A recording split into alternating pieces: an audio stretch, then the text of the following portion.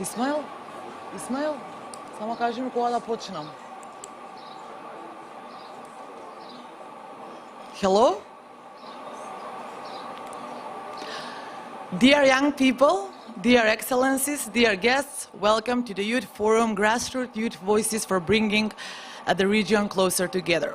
The Youth Forum is part of the Preспа Forum Dialogue created by the government of Republic of North Macedonia. And my name is Anelia Mitrova. I'm part of the team of Youth Alliance, a co-organizer of this event. In the last few years, historic political decisions have been made in our country. Decisions equally important for the country and the region itself, determined with agreements of friendship and cooperation, and for enhancement of good neighborly relations, directly affecting on the youth cooperation. The COVID-19 pandemic has fundamentally changed the region and strongly highlighted the existing challenges that we, the young people, are facing. And this has also infected and halted and slowed down the regional cooperation processes. However, I strongly believe that this crisis will stimulate reinvention of the current developments of the processes by establishing a common approach and mechanisms in solving the key challenges of the youth. Despite all political misunderstandings and disputes in the past, only joint actions based on solidarity and cooperation among the young people and the decision makers could contribute towards building a sustainable and connected region. The crisis is an opportunity for us, the young people, not only to show a positive attitude towards the integration processes, but also to play an active role in making decisions about our own future. Hence, we, the young people, urge a space for dialogue, to dialogue with the decision makers for all challenges that we are facing.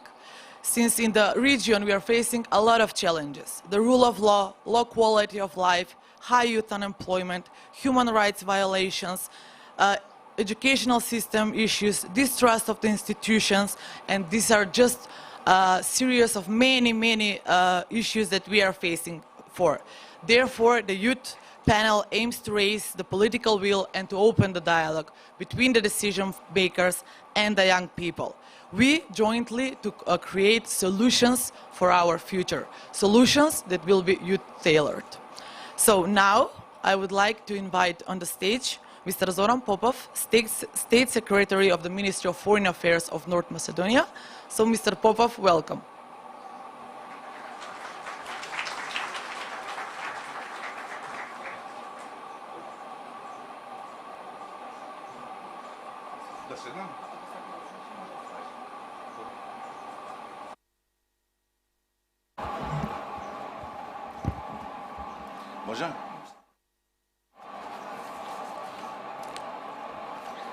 Good morning to all.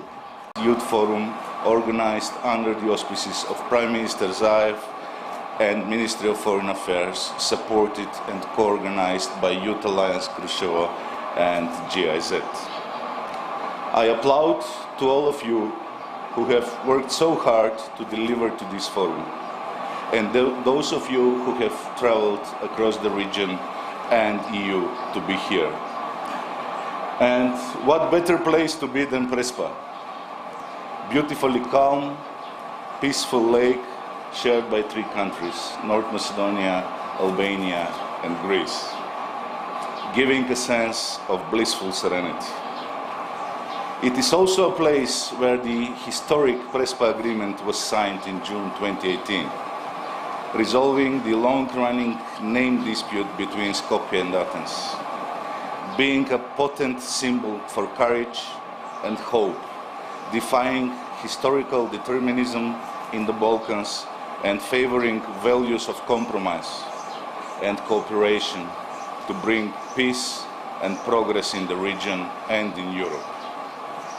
The energy and the optimism of youth raises our ambition for what we can achieve together and gives us confidence that we can shape the future.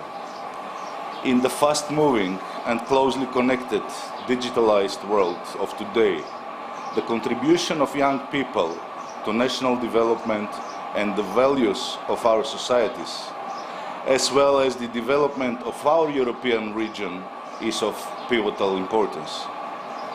Young people from the region should get closer, get to know each other better in order to understand differences but also similarities that exist among their peers in the Balkans.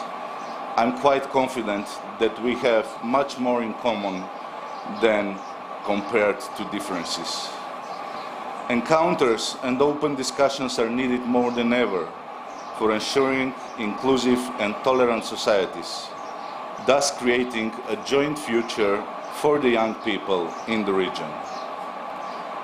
Just a few days ago, the latest RCC Balkan Barometer 2021 has been presented, and I would like to share a few highlights with you.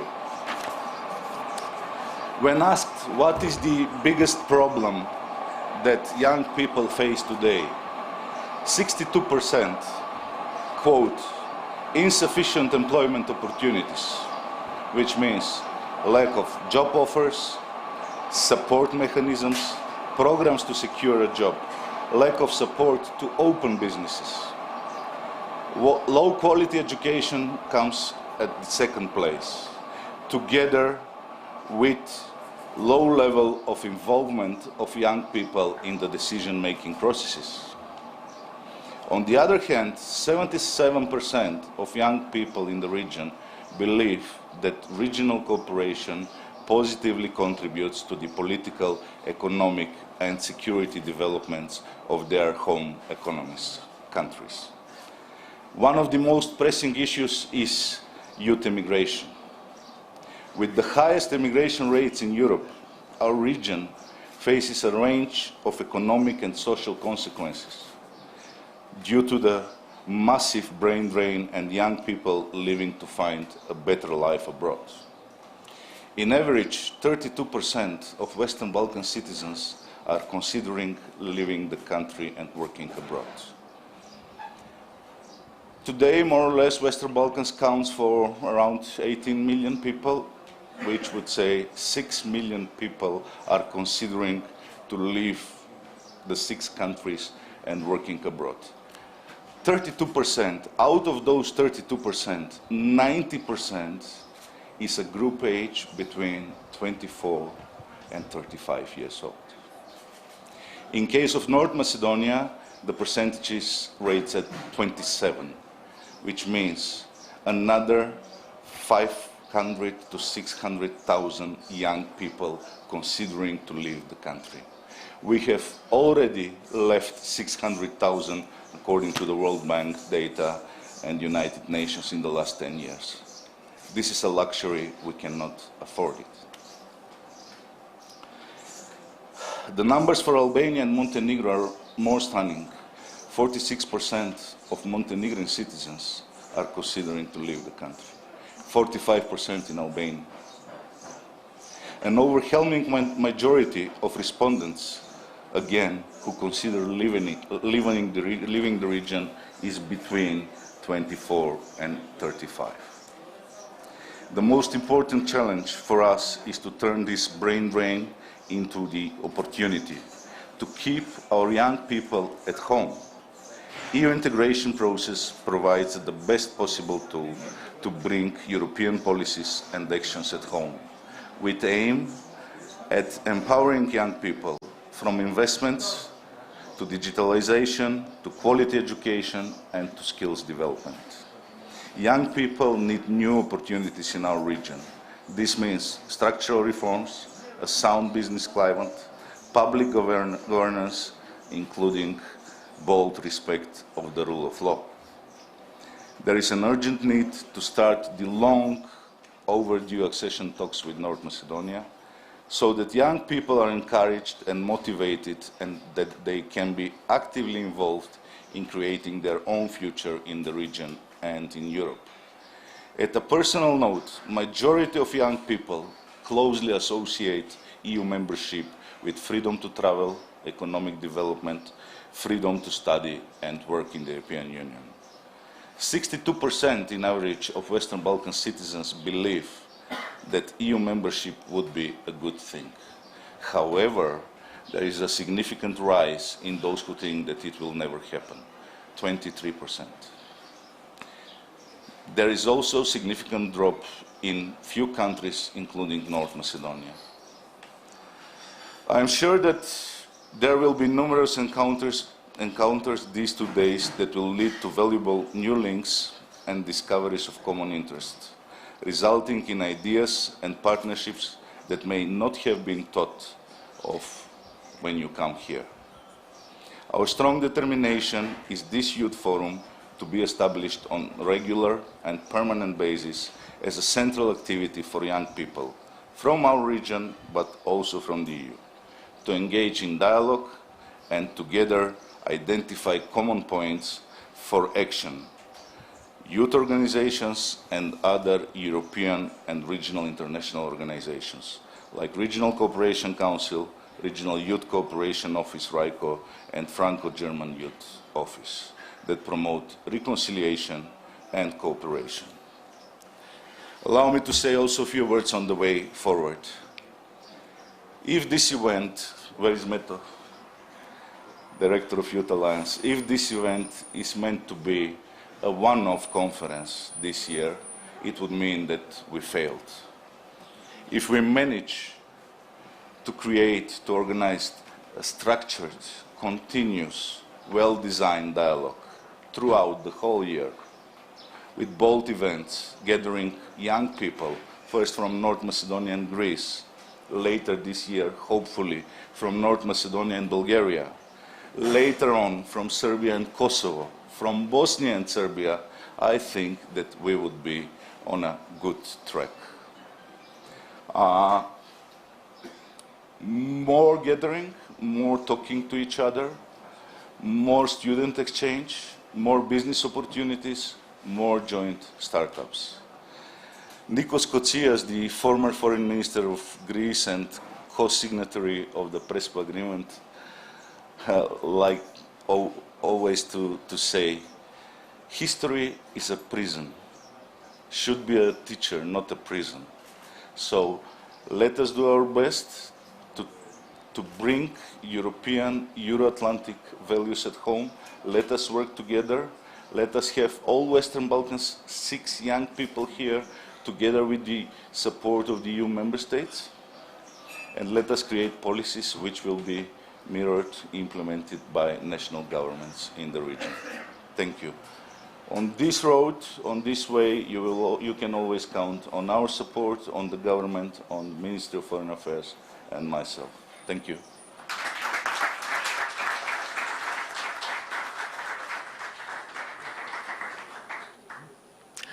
Thank you, Mr. Popov. Organizing the youth event together with the Ministry of Foreign Affairs was one step forward towards the cooperation among the decision makers and the young people, so I'm very grateful for the opportunity. Now I would like to invite on the stage my dear colleague Metodija Stojčevski, and also coordinator of the Greece-North Macedonia, a process for establishment of Greece-North Macedonia Youth Cooperation Offices. Thank you, Anelia. Thank you, Zaki. Honorable members of the government of North Macedonia, honorable excellencies, I would like to welcome you on this youth panel of Preспа Forum for Dialogue. After 22 years working on the regional cooperation and communication with the young people, for us and for our organization to be partners of the Ministry for Foreign Affairs and to be co-organizers of this event, it is a great recognition of our past work. Since 2003, we organized one huge international conference, traditional, in Kruševo, bringing together 55 young people every year, talking about European values, not about European Union as a political or economical structure, but talking about European values and how to bring closer to the young people from the Western Balkan countries, European values on which is based idea for European integration. And here are present participants and members of the alumni network of our conference. I am really glad that you are now here with us on this event. Also, our organization is initiator and lead organization in the processes for creation of the bilateral youth cooperation offices between North Macedonia and Greece. Why? Because we believe in the cooperation of our two countries. We cannot, everything is not a question of the politics. It is a question of the geography. We cannot move our countries, let's say, in some other region in Europe and to choose our neighbors. We are here next to each other and we should cooperate. If we should cooperate, we do it on the best way which we can. And without stable surrounding, each country cannot be prosperative and cannot be stable. It is or is not a EU member state. Because of that, our activities are with a regional approach, and we want to create one new picture for our region, which was recognized by bad things in the past. For the end, I will finish with one quote by President Franklin Roosevelt. We cannot always build a better society for our young people, but we can build, we can prepare our young people for the better future. Thank you.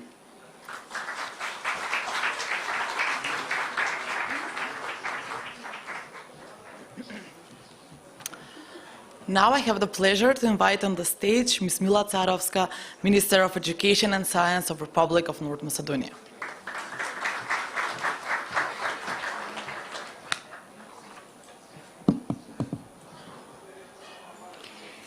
Dear young people from the country and from the region, dear Ambassador Burns, dear Ambassador Geer, dear colleague from Albania, Minister of Education, dear Deputy Minister for Culture from Kosovo, dear guests, welcome in Prespa, welcome in our country, and welcome at Prespa Forum Dialogue. Now I will continue on my mother tongue, Macedonian language.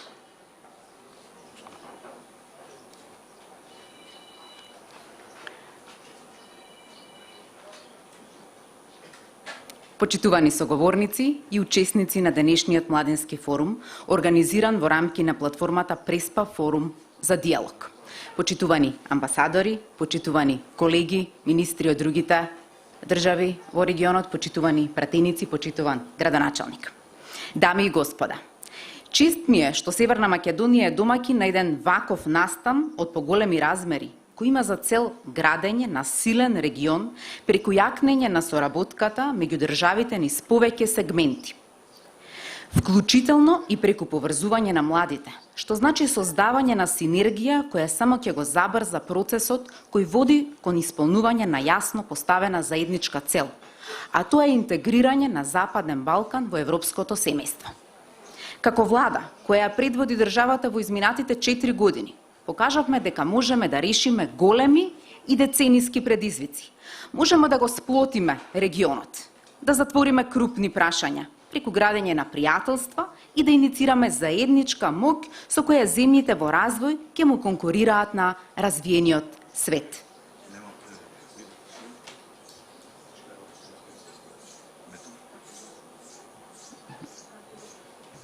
Така што, немам сомнеш дека ќе го постигнеме и очекуваниот ефект од организацијата на Преспа Форум за дијалог.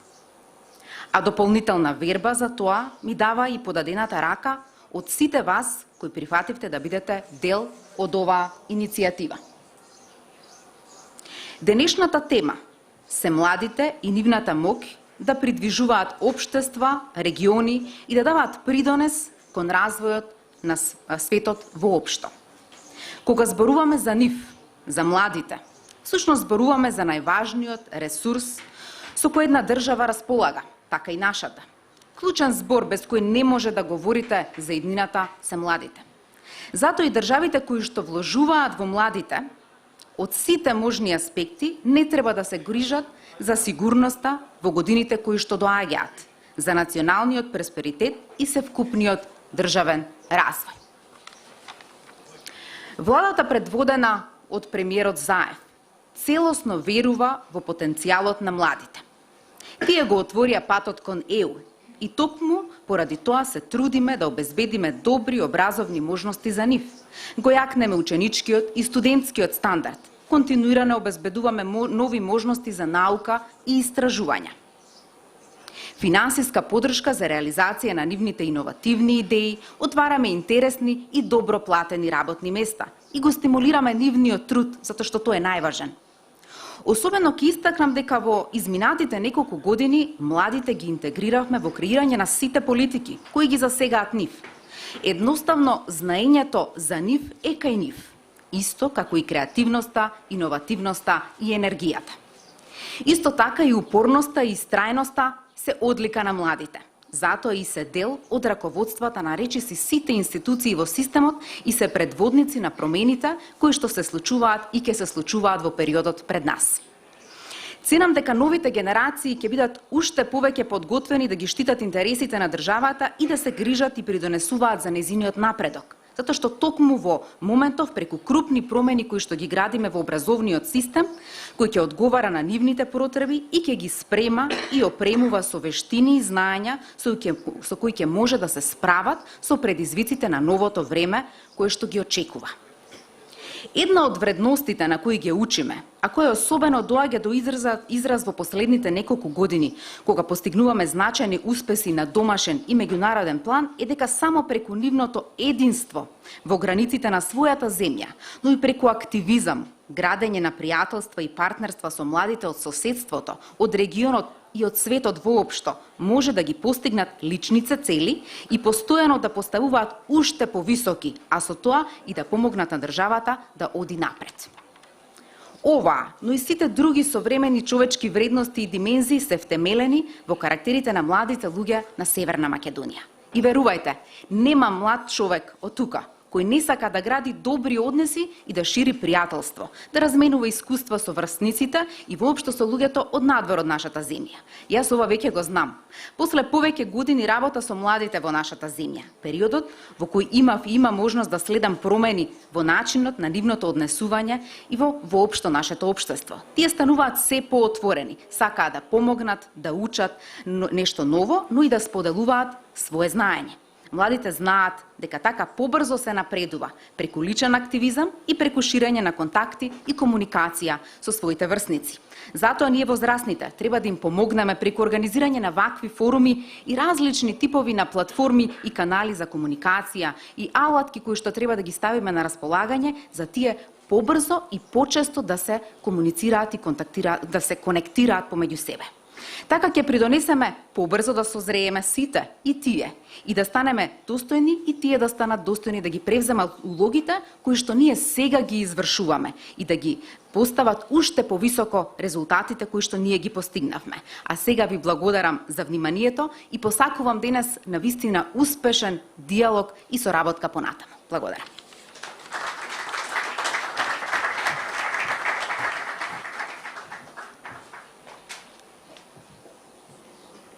Thank you, Ms. Tarovska. Now I have the honor to invite on the stage Ms. Kate Mary Burns, Ambassador to U.S. In the Republic of North Macedonia. Madam Ambassador, please, the floor is yours.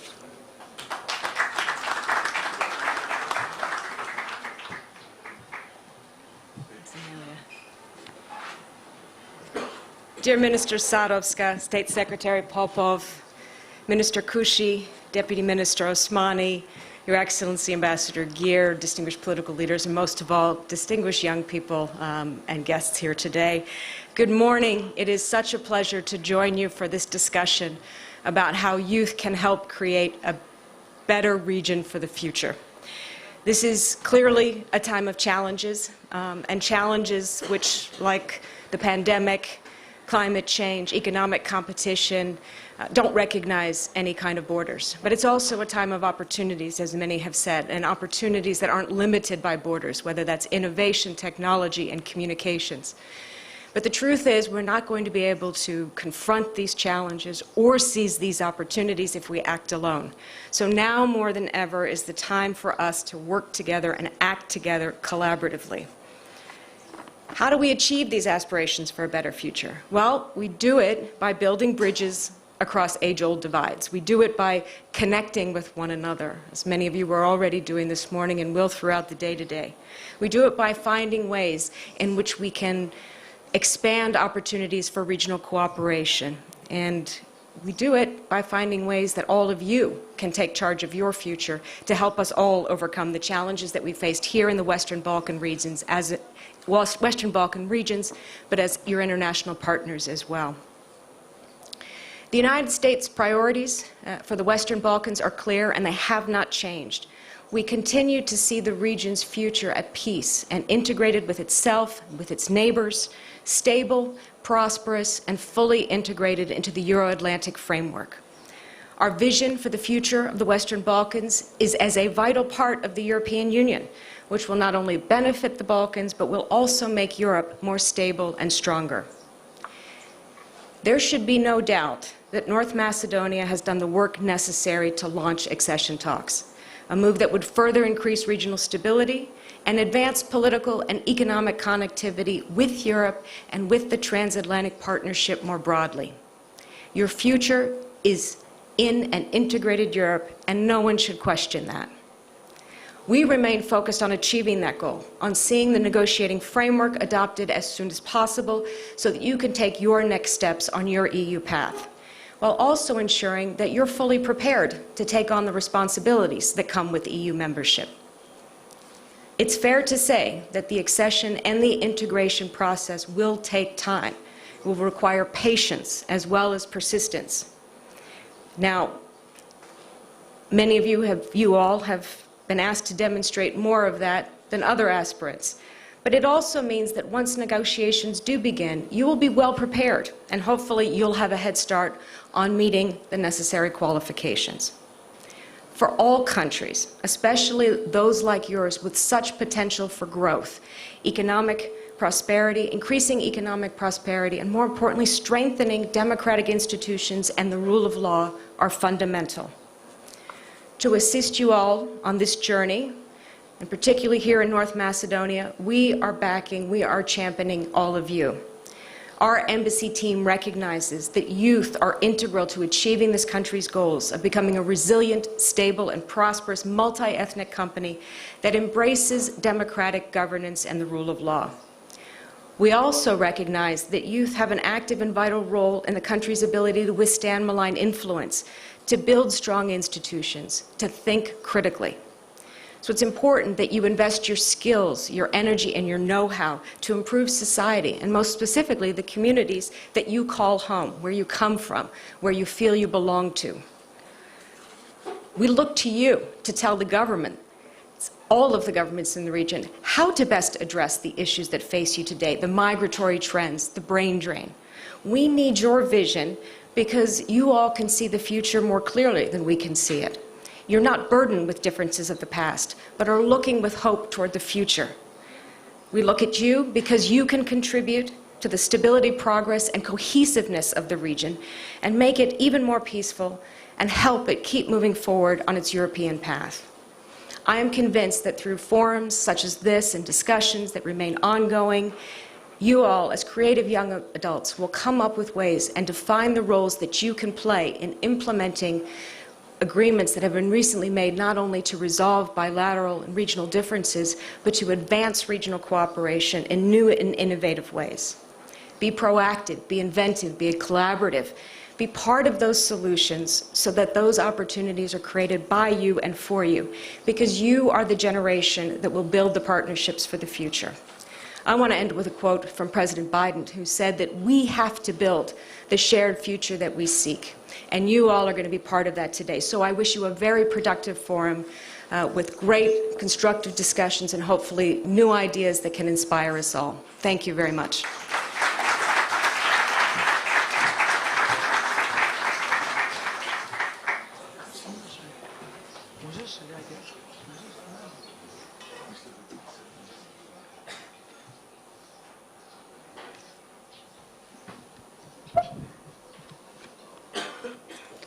Thank you, Madam Ambassador. I would like also to thank for your unconditional trust and support to the young people in North Macedonia. Now I have the honor to invite His Excellency Mr. David Geer, Ambassador of EU to North Macedonia. Please.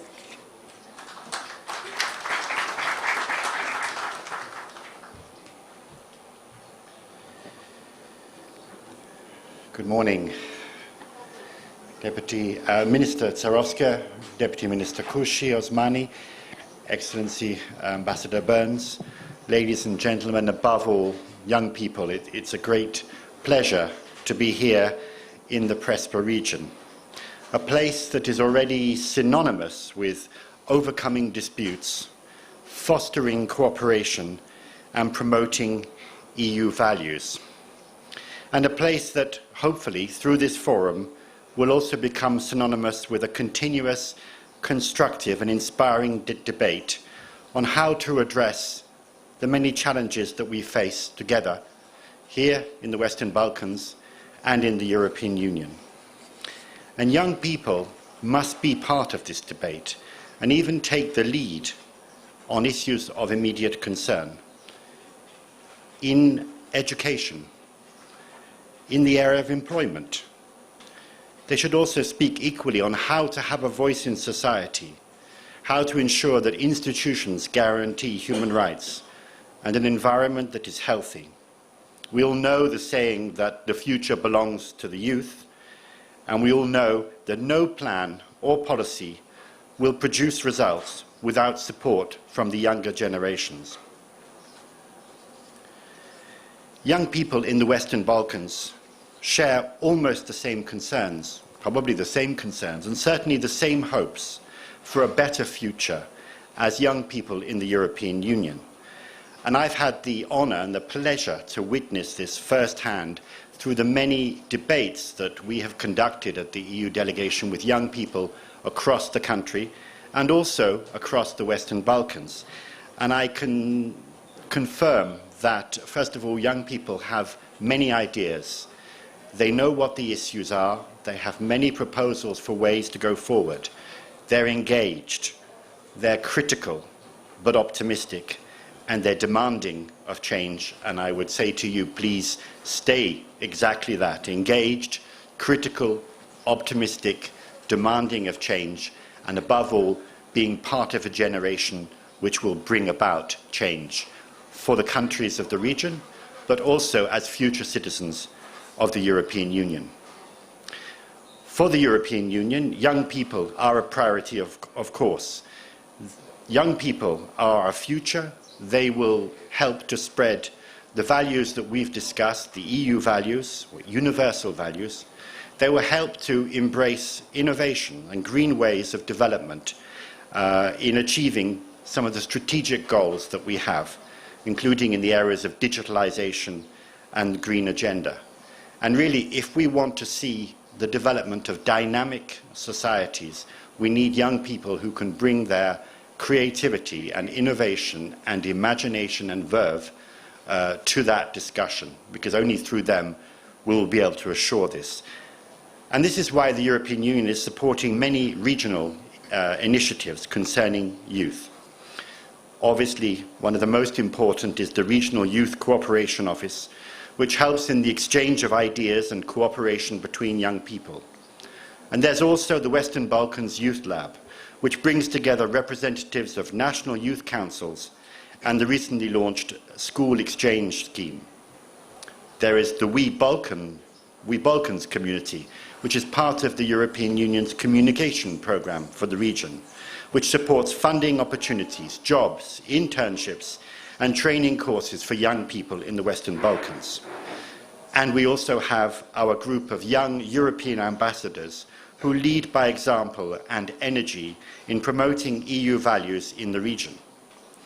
In addition, the European Union has been investing for over 20 years in the region to support the development of education systems. And the delegation here in North Macedonia is implementing a €15 million programme, EU for Youth, which is aiming at improving employment for young women and men by rolling out a youth guarantee scheme and investing in vocational education and training.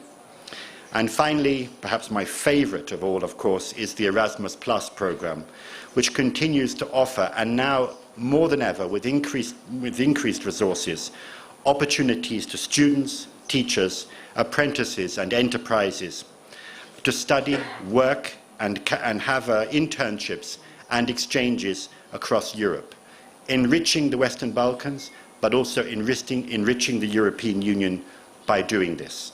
And we are not stopping here. We're also discussing with the authorities in the region how to help economic growth of some of the least developed parts of the countries so that young people stay and prosper where their roots and communities are.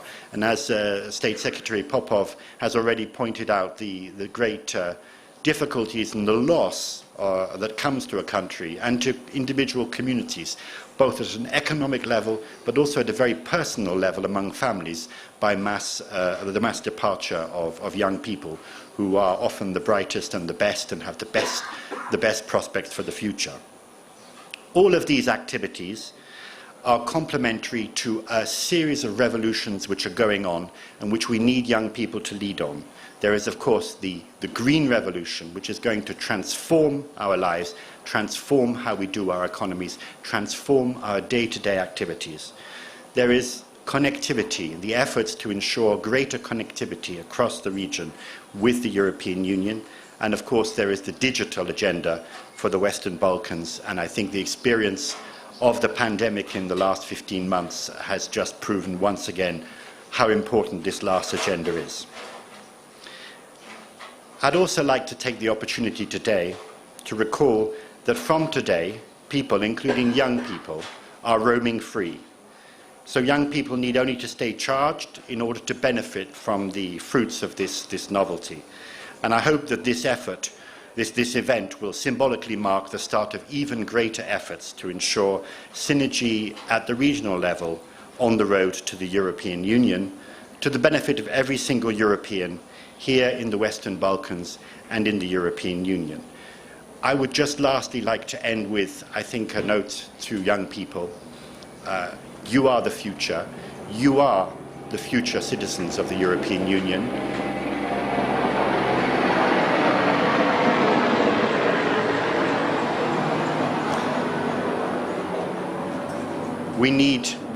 We rely upon you to stay engaged, to stay critical, and to promote the reforms that are the fastest path to the European Union, but which are also in the interests of everyone here.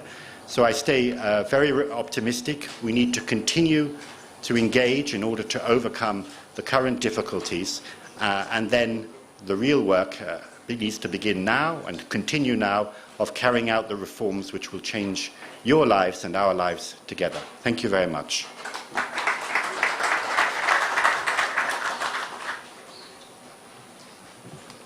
Thank you, Ambassador. Now I would like to invite on the stage Ms. Evis Kushi, Minister for Education, Sport and Youth of Albania.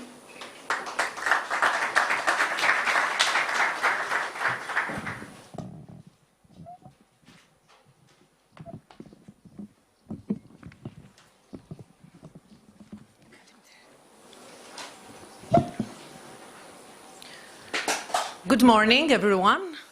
Honorable ministers, ambassadors, dear colleagues, guests, dear young people, I'm pleased to participate in this international conference and to represent the Ministry of Education, Sports and Youth of Albania.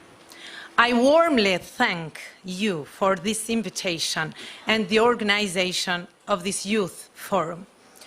While looking at this conference agenda, one of the suggested topics that attracted my full attention was, should I stay or should I go? How to address the regional youth migratory trends and the rising brain drain. I think this is one of the main problems we all face right now in our countries. And therefore, we can use this opportunity, this meeting, to share our views, our experiences, in order to find the best and sustainable solutions. Youth is absolutely a priority in Albania, and we make big efforts to support them by providing new projects and new opportunities. Firstly, in 2019, we drafted and approved the first law on youth, which guarantees the rights of young people and promotes the active participation of young people in society. In the framework of the implementation of this law, for the first time, it has been established the National Youth Agency, which finances and supports initiatives and projects on young people or youth organizations. Secondly, we have analyzed the reasons of young people migration in Albania, such as education and employment.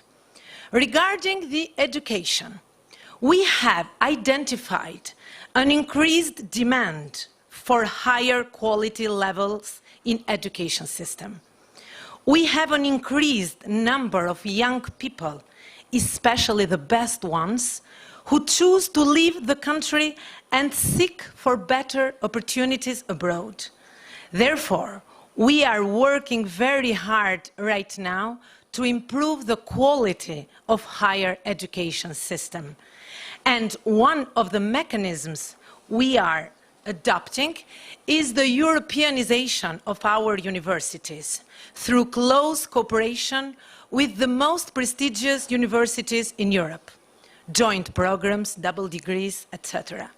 So we can offer in Albania good quality options to our best students and to all students, of course.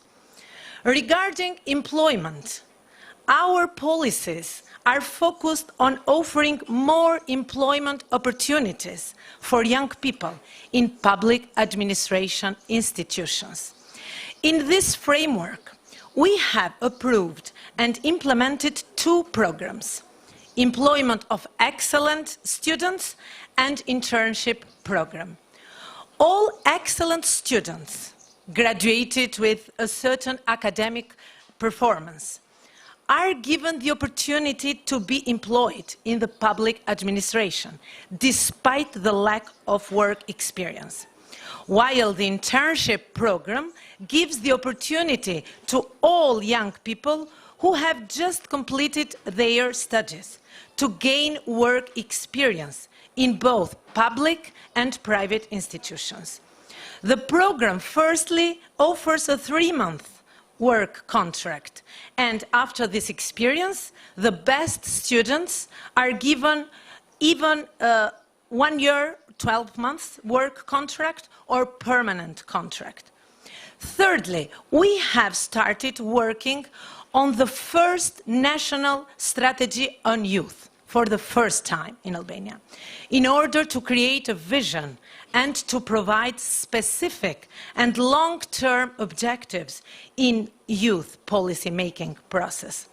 It is important to emphasize the fact that we are working in several areas in Albania in order to address brain drain of young people, to keep young people home.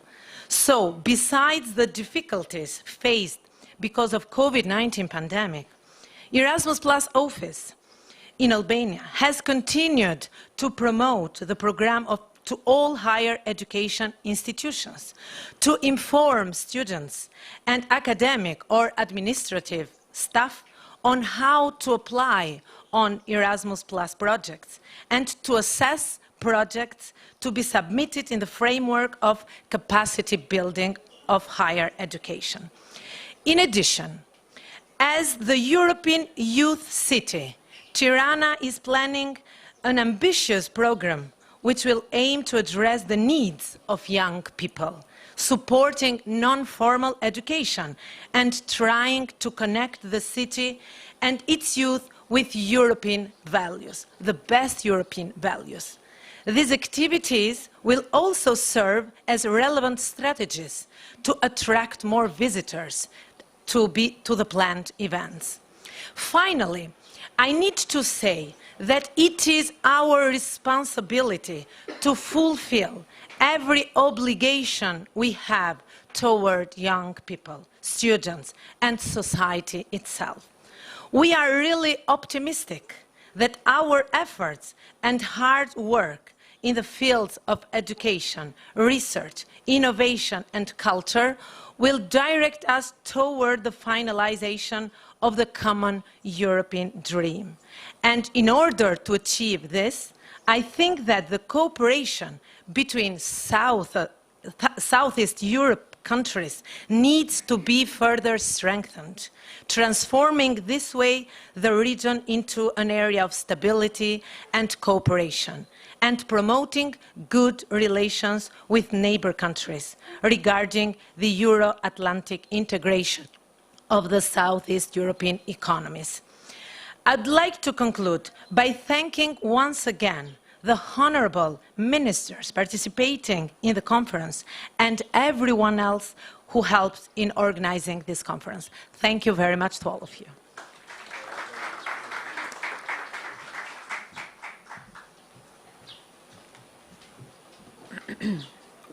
Thank you, Ms. Kushi. Now it's my honor to invite on the stage Ms. Daulina Osmani, Deputy Minister of Culture, Youth and Sport of Kosovo.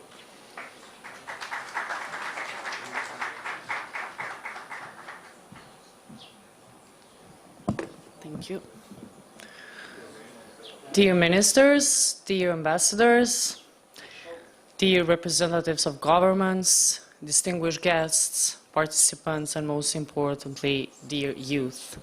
On behalf of the Ministry of Culture, Youth and Sports of the Republic of Kosovo, allow me to express my deepest gratitude and pleasure to be part of this forum. At the same time, I want to thank the Republic of North Macedonia for bringing all of us here today together. We know that many important issues will be discussed today and tomorrow between government representatives and other high-level stakeholders of Balkans. But perhaps most importantly will be our discussion here today talking about youth.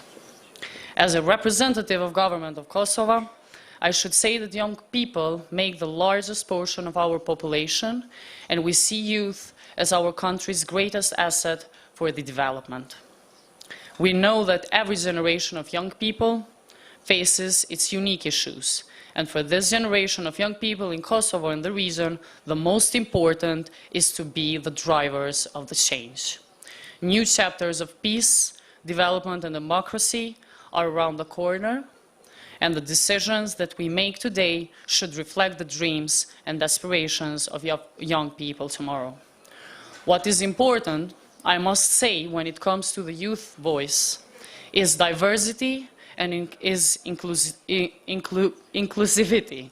We know that there are mechanisms in place, organizations and programs that provide the space for young people to share their views when it comes to region situations and collaboration.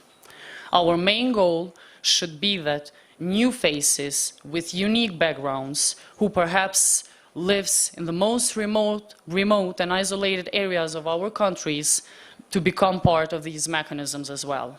We must address all barriers, whether it is language, financial, or geographical barriers, to ensure that everyone, each and every person who's part of youth, can be part of these processes. Because when it comes to regional cooperation and development, there are so many viewpoints that must be considered equally. Ultimately, it should be young people, those who decide for themselves on how they should collaborate, on what topics they agree or they want to disagree, and then our role as government is to represent and turn these ideas into policy. Youth should be trusted to guide our policy making and to help us understand and address regional challenges. It's our duty to build platforms where youth can be expressed, and it's our duty to ensure that they are being heard.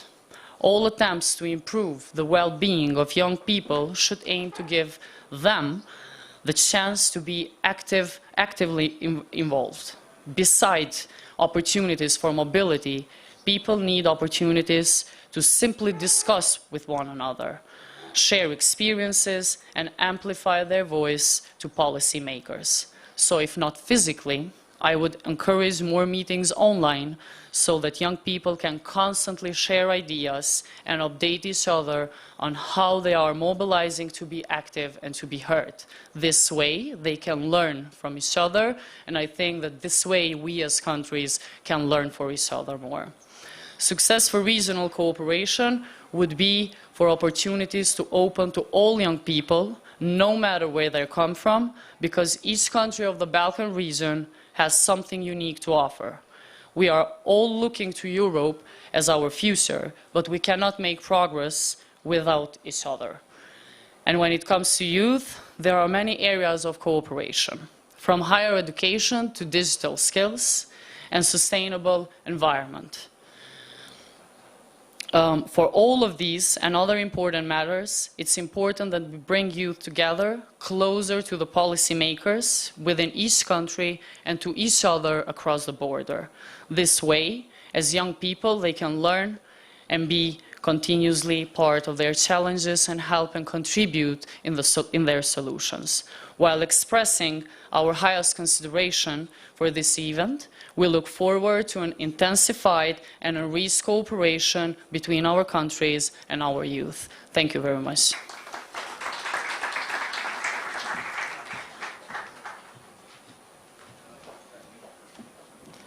Thank you, Ms. Osmani.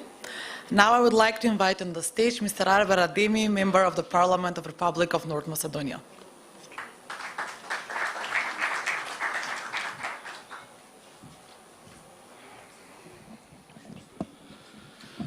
Dear Madam Minister Tsarovska, Minister Kushi, Deputy Minister Osmani, Your Excellencies, Ambassador, Madam Ambassador Burns, Ambassador Gir, dear mayors of Prespa in North Macedonia, Prespa in Republic of Greece, and Pustec in Albania, youth and ladies and gentlemen.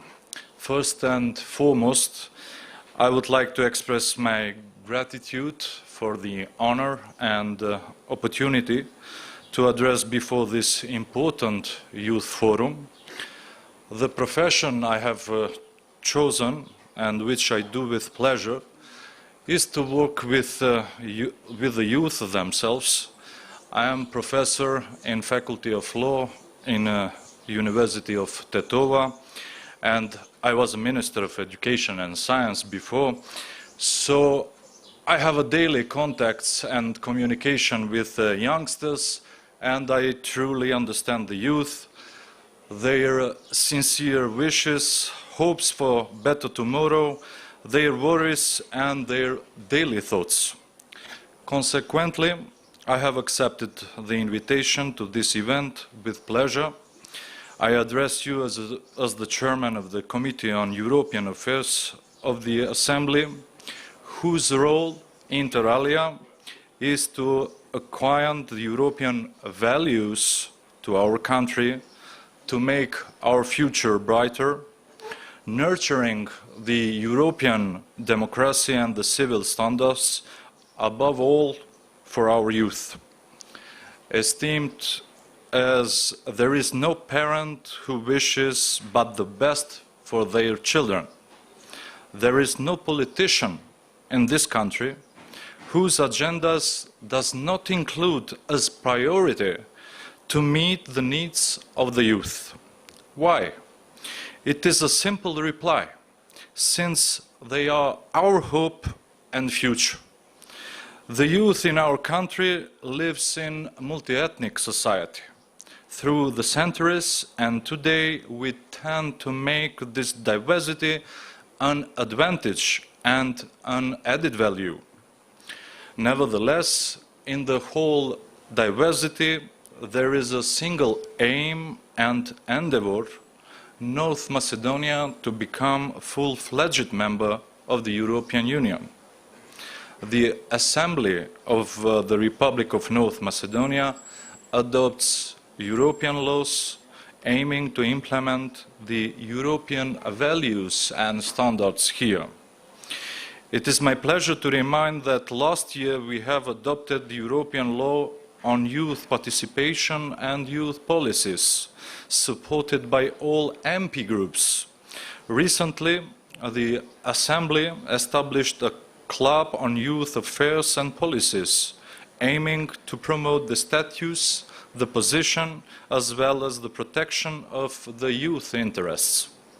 The first youth club was established in 2018 and was active on international level, aiming to promote and represent the youth interests on international events, as well to gain positive experiences and practices, especially from the EU member countries. As a result of such an active cooperation with the European Parliament, the Assembly of the Republic of North Macedonia hosted the event Breaking the Note, high-level political dialogue, attended by members of Parliament from 6 Western Balkan countries, as well as youth activists and youth organizations. Additionally, the regional network of the Western Balkan Parliament's youth clubs was established, aiming to connect all clubs in the context of bringing the youth agenda high on the list of priorities of the Union and Western Balkan countries. I would also like to underline the regional cooperation with the youth from the region, as well as the bilateral youth offices for cooperation, which are part and obligation from the implementation of the Prespा agreement, and in the same time are the best manner to encourage and intensify the mutual cooperation with neighbors, with whom we have to learn to live, cooperate and progress together as countries and as region. In this context, I am pleased to comment the recent announcement for opening bilateral offices for youth cooperation between the Republic of North Macedonia and the Republic of Greece, which is certainly another extraordinary step to increase the cooperation between the youth of the two countries. Practically, this kind of product from the Prespá agreement, which eliminates the political obstacles that burdened our relations, enabling the youth to communicate, cooperate and implement joint projects. Undoubtedly, the youth can be the tool that connects us as a region. An example thereof is Mr. Babis Papaioannou from UNESCO's Youth Club from Thessaloniki, who over a decade and a half has been professionally connected with our state and is a constant supporter and participant in the processes connected with the youth policies, the youth work, launching of the youth card, and many other activities, including the position project coordinator from the Greek side. All this proves the existence of deep and strong ties, which grow into beautiful and sincere friendship through the joint efforts for progress and success of the region. I shall sum up my address with an example on the power and strength of young people who can turn the attention to themselves, seeking for their rights. I shall refer to the 16-year-old Greta Thunberg, who, aside the fact that she was prevented from voting on the European Parliament elections in 2019, she addressed the young voters saying, "At these elections, you decide on the living conditions of humanity." Her words inspired youth protests taking place each Friday, when hundreds of thousands of teenagers protested for protection of environment and climate. Hence, let us remind ourselves on our youth dreams. When we sought to join European values, changes in the society, better lives, European education, employment, exchange of information, and extend our helping hand to the youth, assisting them to make their dreams come true. Thank you for your attention.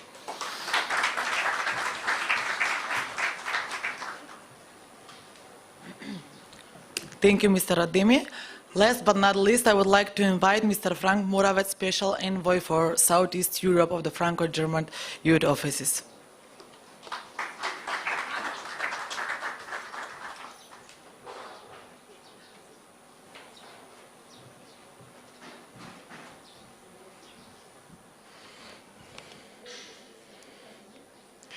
Ministers, representatives from the state of Northern Macedonia, excellencies, representatives from the embassies, ladies and gentlemen, dear colleagues, I see a lot of you. After 15 months of pandemic, living in my home office in Berlin, I'm first time back here in Northern Macedonia, and I'm very happy that my first trip took me especially to Prespа, to this wonderful place. And thank you very much to Northern Macedonia, to the government of Northern Macedonia for this invitation and to come here. I'm working for Franco-German Youth Office, and I would just share with you some ideas about this, let's say, success story of Franco-German relations. My father was a soldier in the Second World War. He was fighting in France.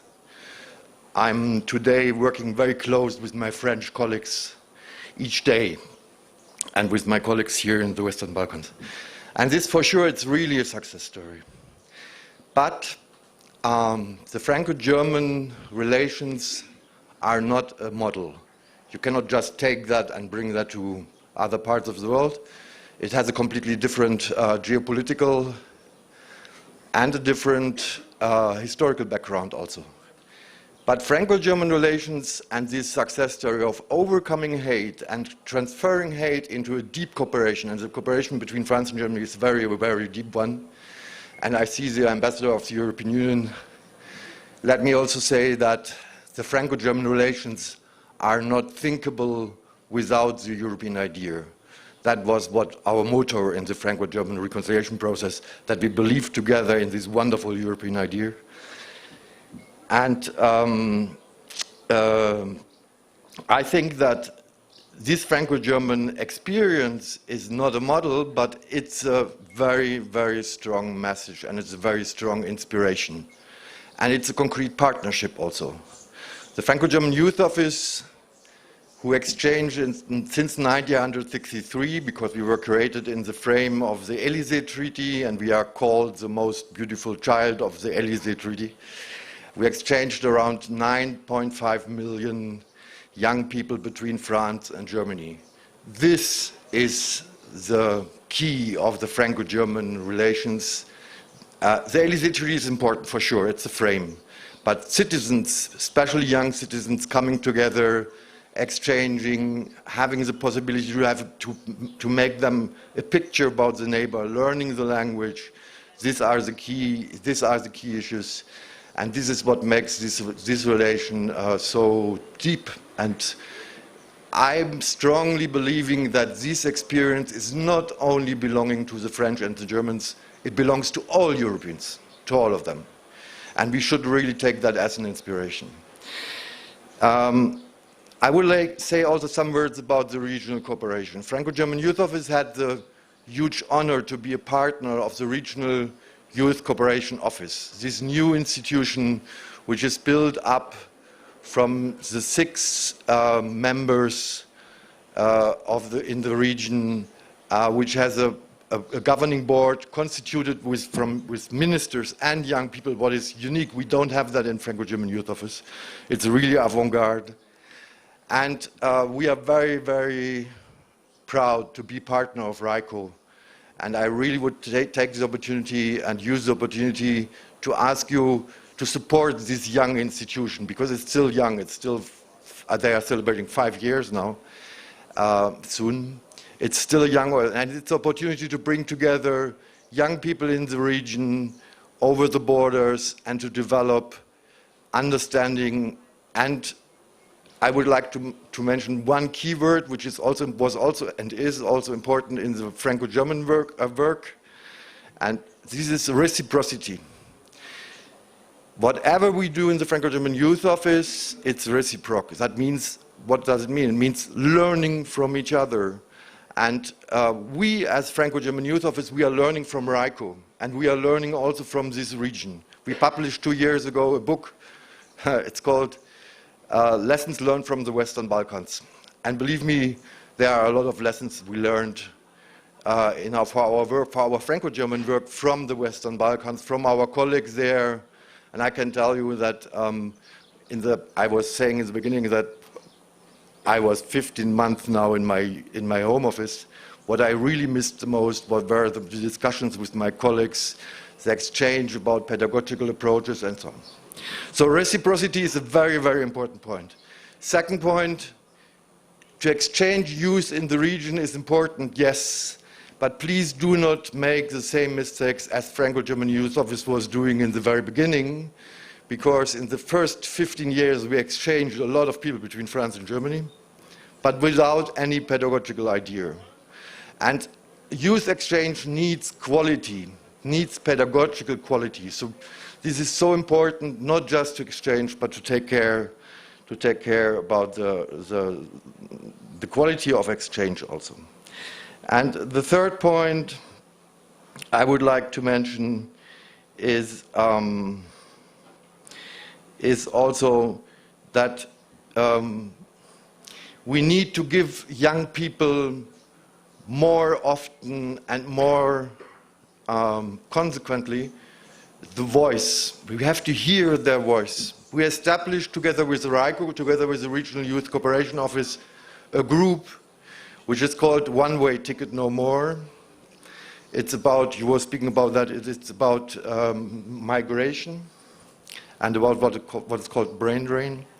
And these young people, they work together during 6 months, each week online, and they were discussing, debating, and developing ideas how to make the region more attractive.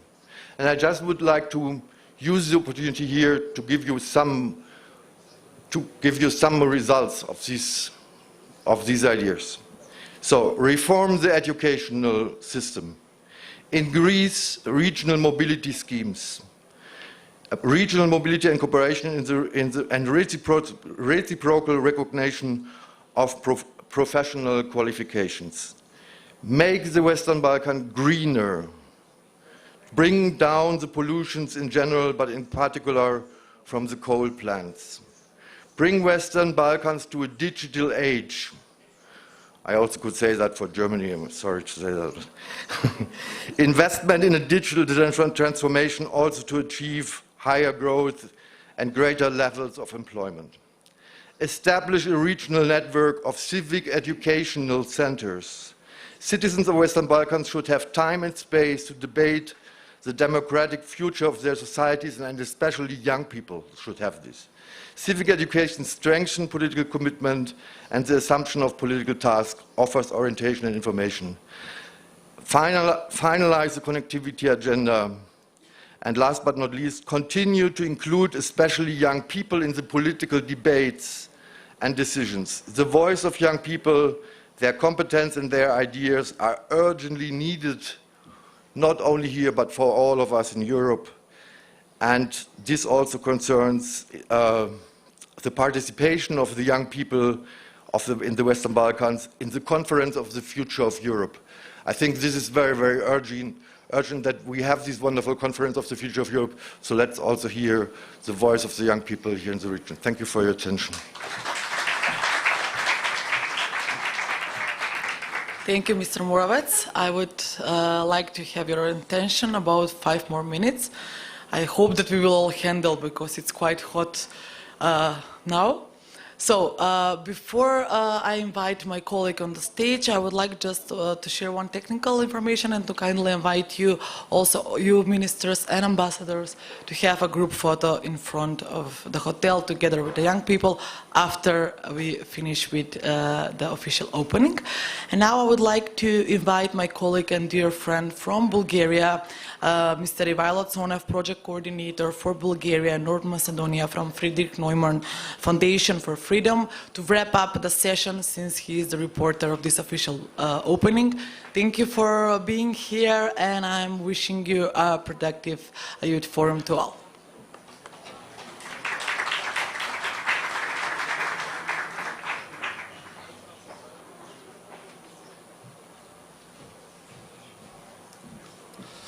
So, dear Excellencies, dear Ministers, dear youth workers and youth enthusiasts, dear ladies and gentlemen, thank you very much for this great panel. It was a distinguished panel with a lot of key takeaways. And of course, I will report also in written later on in more details about the event, but it was a great panel with great takeaways, just framing that basically, there are a lot of challenges nowadays. It is time of challenges, that it was literally said, but also it's time of opportunities. And these opportunities cannot be grasped or harnessed on its own. We all need to be united. We all need to work together. And also we need to connect. We need to jointly connect and build our future. And also, coming from the prism that the future belongs to the youth, no plan or policy could be realized, could be produced successfully and sustainably without the involvement of youth, and without the involvement of youth in this process from the end to the end. With this, the youth, with their critical thinking, with their optimism, with their engagement, are the most valuable resource of North Macedonia and every country in the region. And this has been well recognized by the government of North Macedonia, which prompts for further and stronger engagement with youth, on stronger cooperation with youth. And in this respect, the youth work has been well recognized, as well as the need for strengthening the bilateral and regional cooperations exactly through the input of the youth in this process.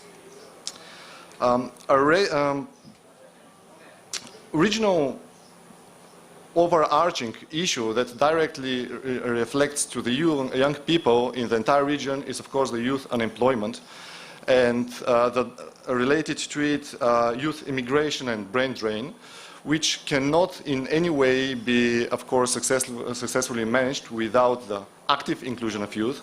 But of course, there are many other opportunities and opportunity areas for the future where also the youth input is to be highly appreciated and highly valued. And these are, of course, the Green Deal, the connectivity, and also the digital agenda, which are all European policies which would bring the country, North Macedonia, but also the entire region closer together and closer to the common joint Europe and European future, and future of stability and prosperity. The voice of young people needs to be heard. And this is also the general call coming from Europe today, also within the prism of the Future of Europe conference, which is ongoing, which is a sphere of debates. And it is admirable that such conference and such an initiative is being taken up on European level. And these processes will, in no doubt, have, of course, their impact also in the region and positively on the country of North Macedonia. Thank you very much for your attention, and congratulations for the great panel and to the organizers.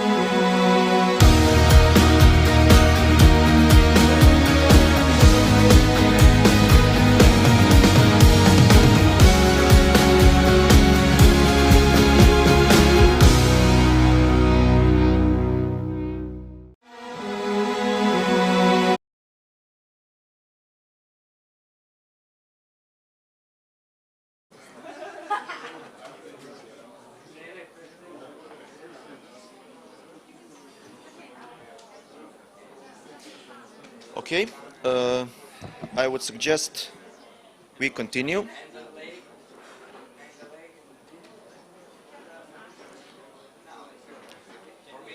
Dear ladies and gentlemen, allow me to welcome you to our first panel, Youth Vision for the Future of the Southeast Europe region.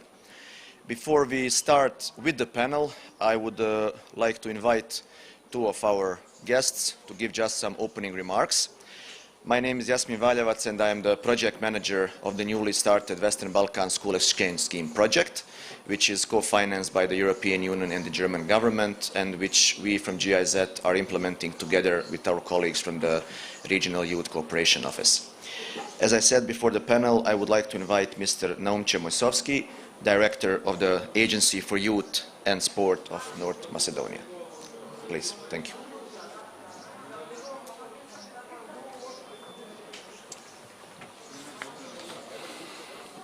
Hello. I'm speak from Macedonian language. Почитувани, драго ми е денес што сме тука во Преспа, на кој што зборуваме за една многу важна работа, суштинска тема. Не може ниту еден чекор да направиме, ако тој чекор не ги задоволува потребите на младите. И кога ќе го направиме тој чекор, игнорирајќи идејата, визијата на младите, тоа што сигурно тој чекор е погрешен. Она што мене ме радува, како директор на Агенцијата за млади и спорт, но пред се, како млад човек, но и родител, е што во нашата држава станува видливо влијанието на младите. Евидентно е дека политичките насоки кон нив се фокус на владата на Република Северна Македонија, односно на надлежните институции. И тоа не се случува преку ноќ, не се случува одеднаш. Туку тоа се должи на макотрпната работа на младинските организации, на колективите, индивидуалните барања на младите луѓе, на партнерскиот однос кој се успева да се постигне меѓу нив и институциите. Младите во Република Северна Македонија се луѓе со јасна визија. Тие не сакаат да бидат дел од онаа бројка која пред неколку години ја збогати статистиката на иселени луѓе од државата. Јасно е дека голем дел од нив сакаат да останат и да работат дома. А доколку треба да ја напуштат државата, тоа да биде избор, а не да бидат присилени да го направат тоа само поради што тука немаат услови за напредок, за исполнување на своите идеи и за реализација на нивните професии. Нашите млади луѓе се високо свесни дека заслужуваат исто што и нивните врсници во различните земји, членки на Европската Унија. И тие работат на тоа. Тие се упорни да го постигнат тоа, да допрат до нас институциите и да издействуваат решение, мерки, проекти кои ќе обезбедат својата светла иднина.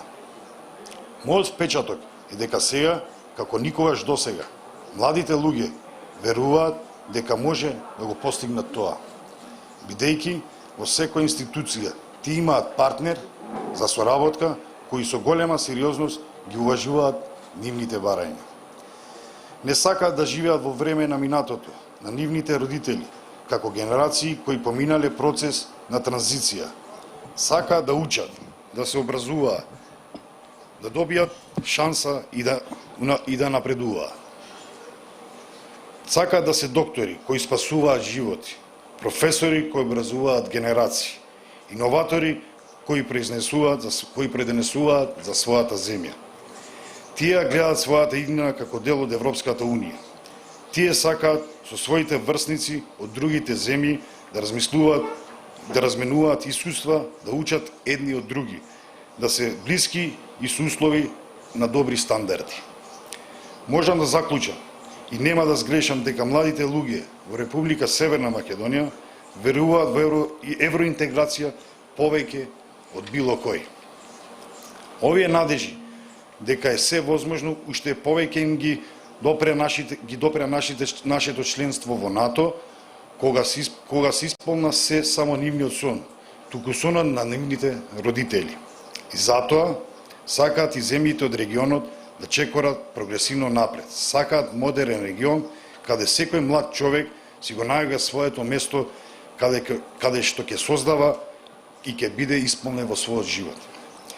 Во овој регион дел од младите луѓе потекнуваат од земјите каде што има војни, конфликти. И тие денес се генерации кои придонесуваат значително за помирување. Тие се генерации кои гледаат напред и сакаат да одат напред. Младите сакаат да бидат рестартирани од робувањето на стереотипите во секој вид. Ова го слушам и од младите од Република Северна Македонија, од Србија, во Босна и Херцеговина, во Косово и Албанија. Може да зборуваат различни јазици, јазици на кои не може да се разберат, но целта е иста. Младите сакаат да имаат можности и пред се право да бираат, право на избор, право да можат да одлучуваат и да влијаат. Не сакаат да живеат во строго зацртани граници, со правила наметнати од други, а не по нивни избор. И јас длабоко верувам дека младите тоа го заслужуваат и затоа во агенцијата во која што раководам и во мене лично секогаш ќе имаат поддршката да постигнат својата цел. Ви благодарам.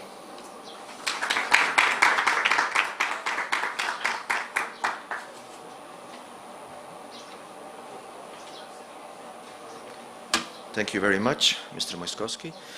I would also like to introduce Mr. Albert Hani, our dear friend, Secretary General of the Regional Youth Cooperation Office. Thank you very much, Yasmin. Yasmin is also our friend now and will be helping Raiko to implement the big highlight or the big project with School to School, so he's based in Tirana. Thank you once again for this opportunity.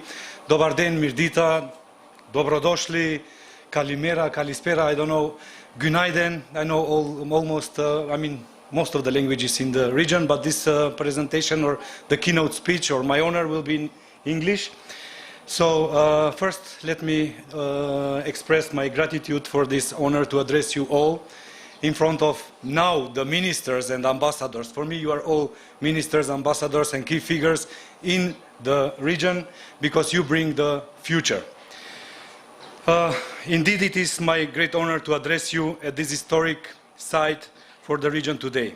This is indeed historic site because of Prespa agreement, which was signed by North Macedonia and Greece and gave us all new hope. A hope that building a prosperous region together is possible. Moreover, the agreement showed us that heights we can reach if we can join forces and efforts in creating a better future. Let me be clear from the beginning. In order to understand the vision for the future, we need to understand the past and the present as well. Let us not address the past at this time, but let us keep in mind its importance. On the other hand, the present is full of potentials. So it is up to us who will shape the future and how we will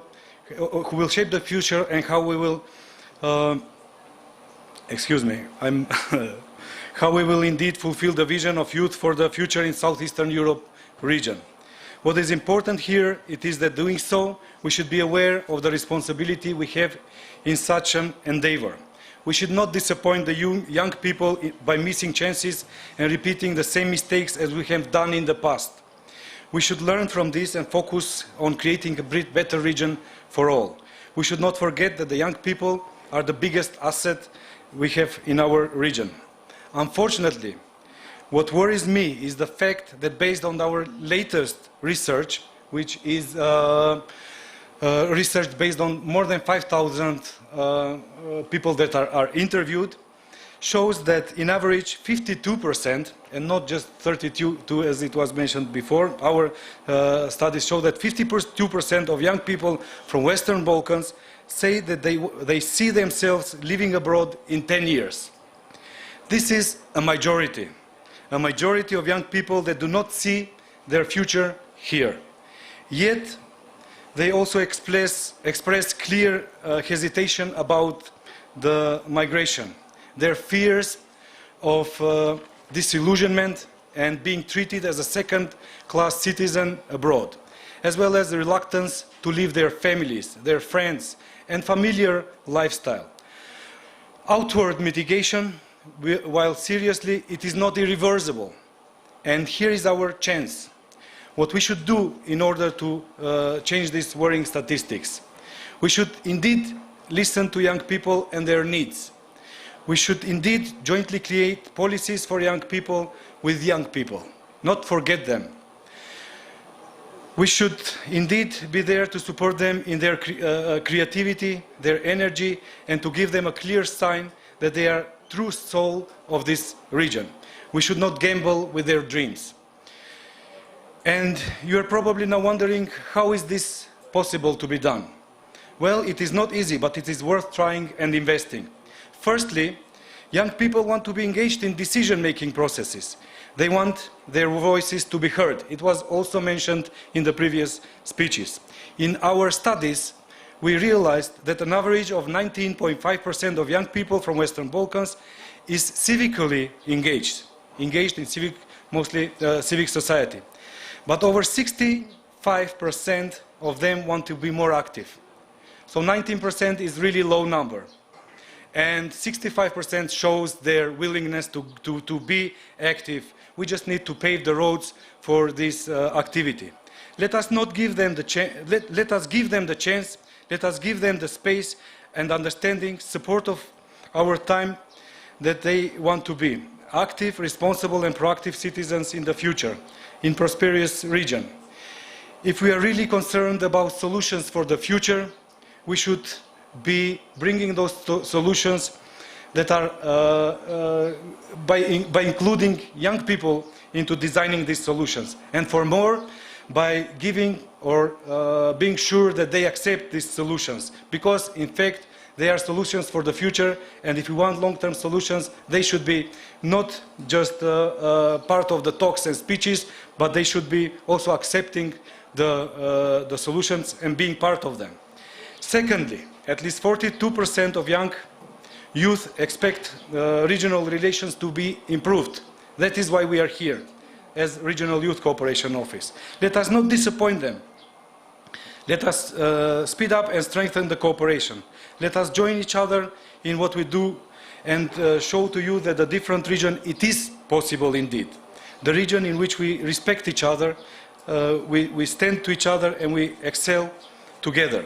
Do not forget that if we keep running alone in creating better societies, we will not go so far. No one exceeded alone. Only as a team we can show to our young people that the future is bright to the world and that we learn from our mistakes. Thirdly, trust between the government and the society is a crucial aspect of peace and social cohesion. Across the region, young people's satisfaction with their governance systems and institutions is relatively low. You probably know this. While satisfaction in civil society and youth organizations is ambivalent, although it's similarly low. This is a warning signal to all of us. This is a warning for all of us that are working in public institutions, but also as well as in civil society organizations. But it is also a chance. Let's use it. Let us invite young people to tell us what they think and act accordingly, listen to their voices. This is the only way that the region, this is the only way that we can regain the trust among the youth. Fourthly, young people want to see their region in European Union, and they want a well-functioning democracy. It was mentioned also in the speech of the Ambassador Kate Burns. When we asked them to name up 3 factors of peace and stability in the region, up to 47% of youth think that the EU accession process it is most important factor in creating long-term peace, stability, and in the Western Balkans. So this European perspective is a crucial factor. They also say that a well-functioning democracy, teaching peace and tolerance, dialogue between leaders and economic prosperity are important factors for peace and stability in the region. Let us listen to them and deliver on these expectations. Anyhow, let me not go further with picturing the present. We will all see that the present is challenging. But this is our chance, the time to act now, not tomorrow, not in a month or in a year. We need to act now, starting from today. And maybe it is also late. This is because the time is running, the time for securing a better, prosperous future for all young people within the Western Balkans. If we do not react now and do not listen to their voices, they will vote with their feet. They will go out. We will lose our biggest asset. I'm quite sure that no one of you present here today wants that. I'm quite certain that you want the opposite. So let me unite.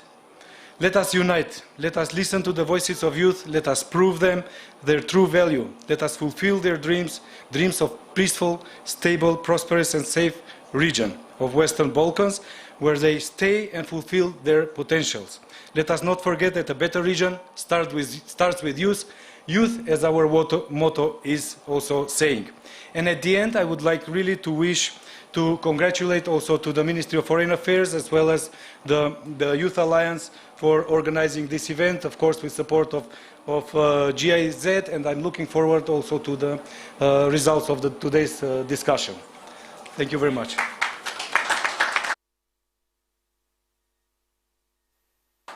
Thank you very much. I would like to start the panel by introducing our panelists. I will start with Petra Balažić, who is a political advisor at the Regional Cooperation Council and also a coordinator of the Western Balkan Youth Lab project. Welcome.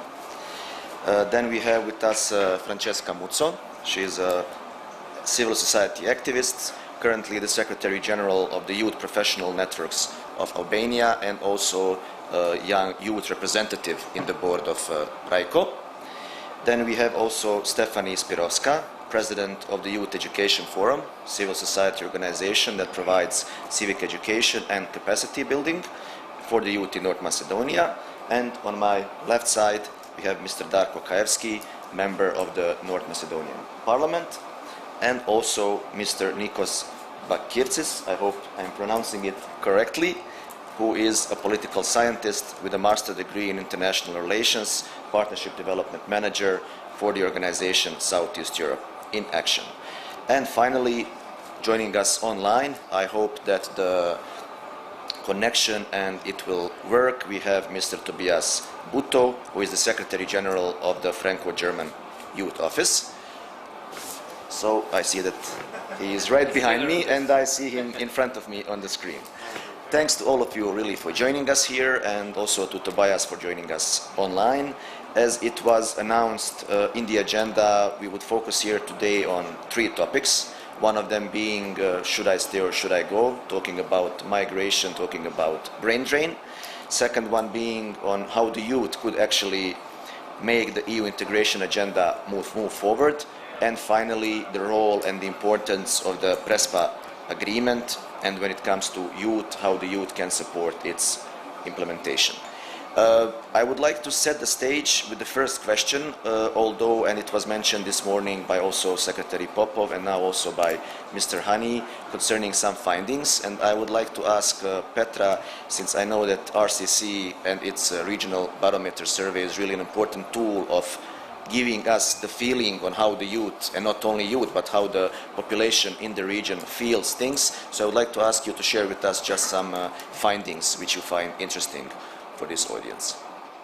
Sure, thank you, Yasmin. And before I answer the question, I really want to thank the organizers, the hosts, all the distinguished guests. I'd like to welcome the youth who are participating in this event and whom I've had the pleasure to meet last night. And of course, I have to mention the Ministry of Foreign Affairs of the Republic of North Macedonia and the Youth Alliance. So we've heard a lot of data today already, but I'm going to comment it from a slightly more detailed perspective, so to say. So if there are some of you who are not aware, about the Balkan Barometer. It is an annual survey of public opinion in the Western Balkans. It's conducted on a representative sample of 1,000 people per each Western Balkans economy. And it addresses a range of questions, over 100 questions, some of which are youth-specific and some are not specific for youth issues. However, we have decided this year to take a look at the age cohort of 18 to 24 years of age and to see how they specifically answer the questions regarding the general situation in the region.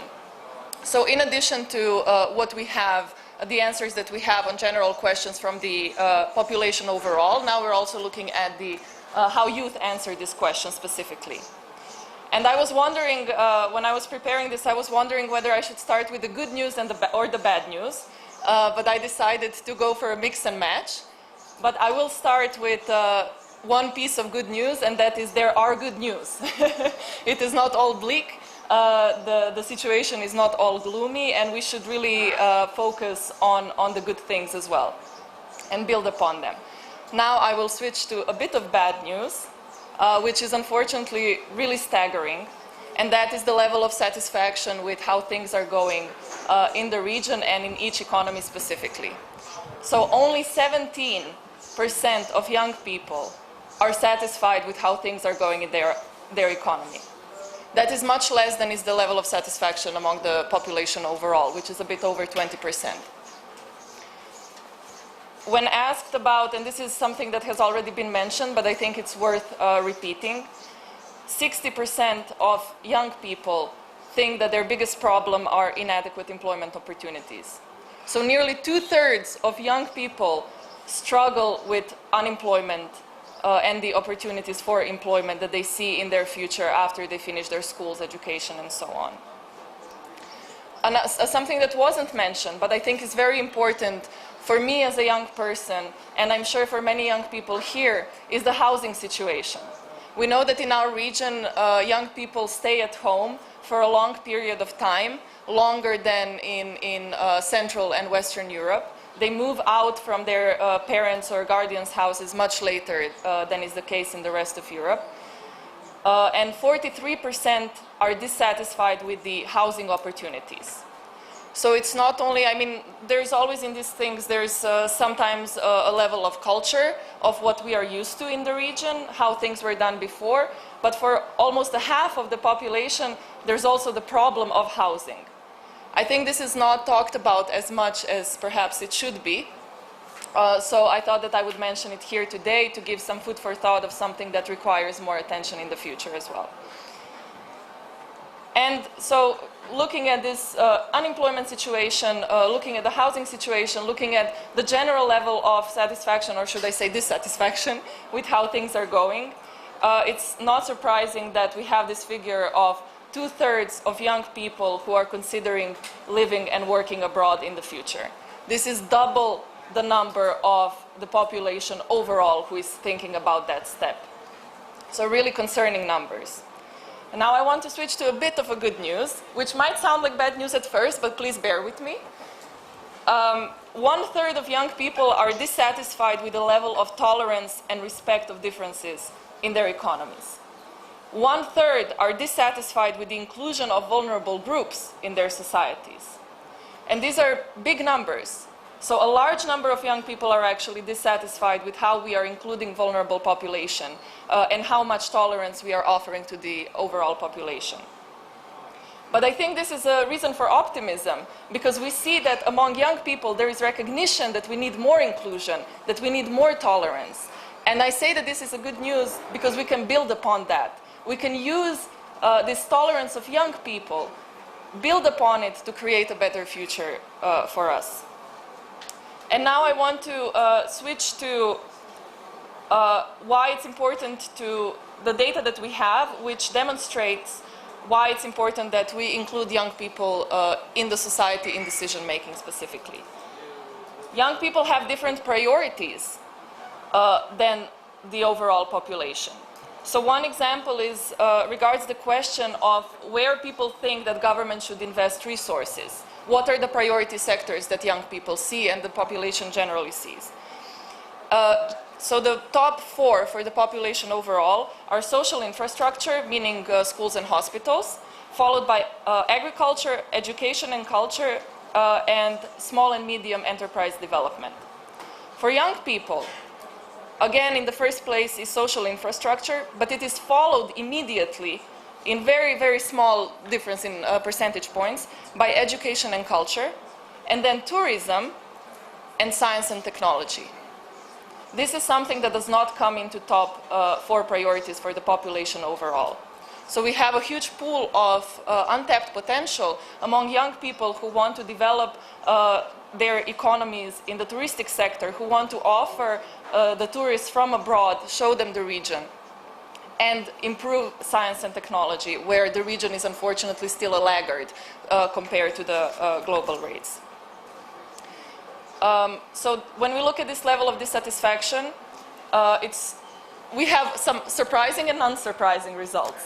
So unsurprising is that 1/3 of young people have done something to try to affect government decision making, be it in protests, being in public consultations, be it in providing comments to the government.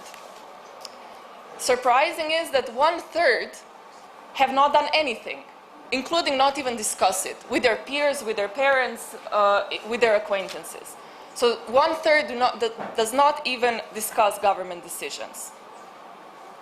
However, when you go into that question and look at it in more detail, you find that only 2.7% of those who do not discuss government decisions, only 2.7% believe that government knows best. So they don't actually trust the government, but at the same time, they're not doing anything to affect decision making, which would lead us to conclude that there is a sort of alienation that young people feel from the decision-making process and the sense that they can't actually affect anything. And now for my final, I know I've taken a bit of time, but I hope it's been interesting so far. 93% of young people believe that public administration should strengthen mechanisms for youth participation. So even though we see this number of people not trying to affect government decisions, we see support for them to offer them opportunities to do so. There is willingness, overwhelmingly so. And let's not forget that youth are our greatest resource, that they are the ones who support the European values. They are the ones who associate the European Union to the greatest extent, not only for economic prosperity it offers, but for the values and principles that it promulgates. And 70% of young people support the accession of the region to the EU, precisely because of these values, and precisely because they want to see these values reflected in their region. And for 88%, they think that if youth were taking a more active part in regional cooperation would advance. And I think this is something that we all need to bear in mind, to include youth in regional cooperation initiatives. And I think this forum and having this panel and this dialogue here today on the margins of the Prespa Forum, I think it's a very, very good first step that needs to be reiterated in all initiatives and all projects. Thank you. Thank you, Petra.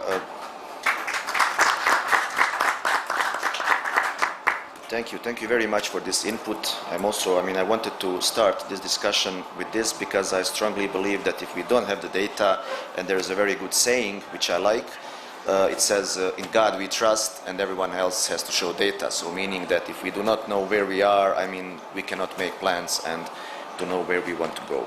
Now, Francesca, I know that you have been very active in dealing with the topic of migration, especially from the point of view of increasing the quality of life. So I would like to hear, so to say, your opinion on this topic, and especially when it comes to this data of so many young people wanting to leave the region.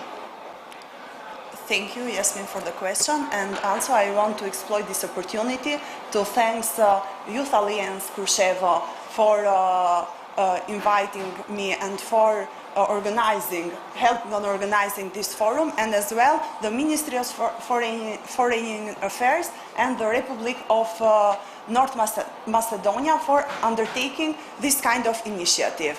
Dear distinguished panelists, dear colleagues, it is a pleasure to be today with you and to share my thoughts and remarks, not only just a committed professional on youth empowerment and regional cooperation, but also as a young person who wants to have a decent life in this region. I have two concrete examples to share with you regarding of the work that Young Professional Network does to tackle, in a way, migration. As you might know, in the majority of the cases, migration is a consequence due to dissatisfaction with the standard of living, education, employment opportunities, salaries, system, etc. And for that reason, we try to fight the problem from its root. And the main program of YPN is empowering youth professionally. This program has four main components, such as increasing youth capacities to write a properly job application, motivation letter, and related soft skills, supporting youth to their transition to the labor market through career guidance and mentorships. And I want to exploit this opportunity as well to thank the Western Balkan Youth Lab project of RCC that is supporting us and our colleagues from Albania to develop a national roadmap to tackle the problem of the transition from the labor market, from the education to the labor market. And two other important components that our program has is exposing young people to different opportunities for participation, application, and networking.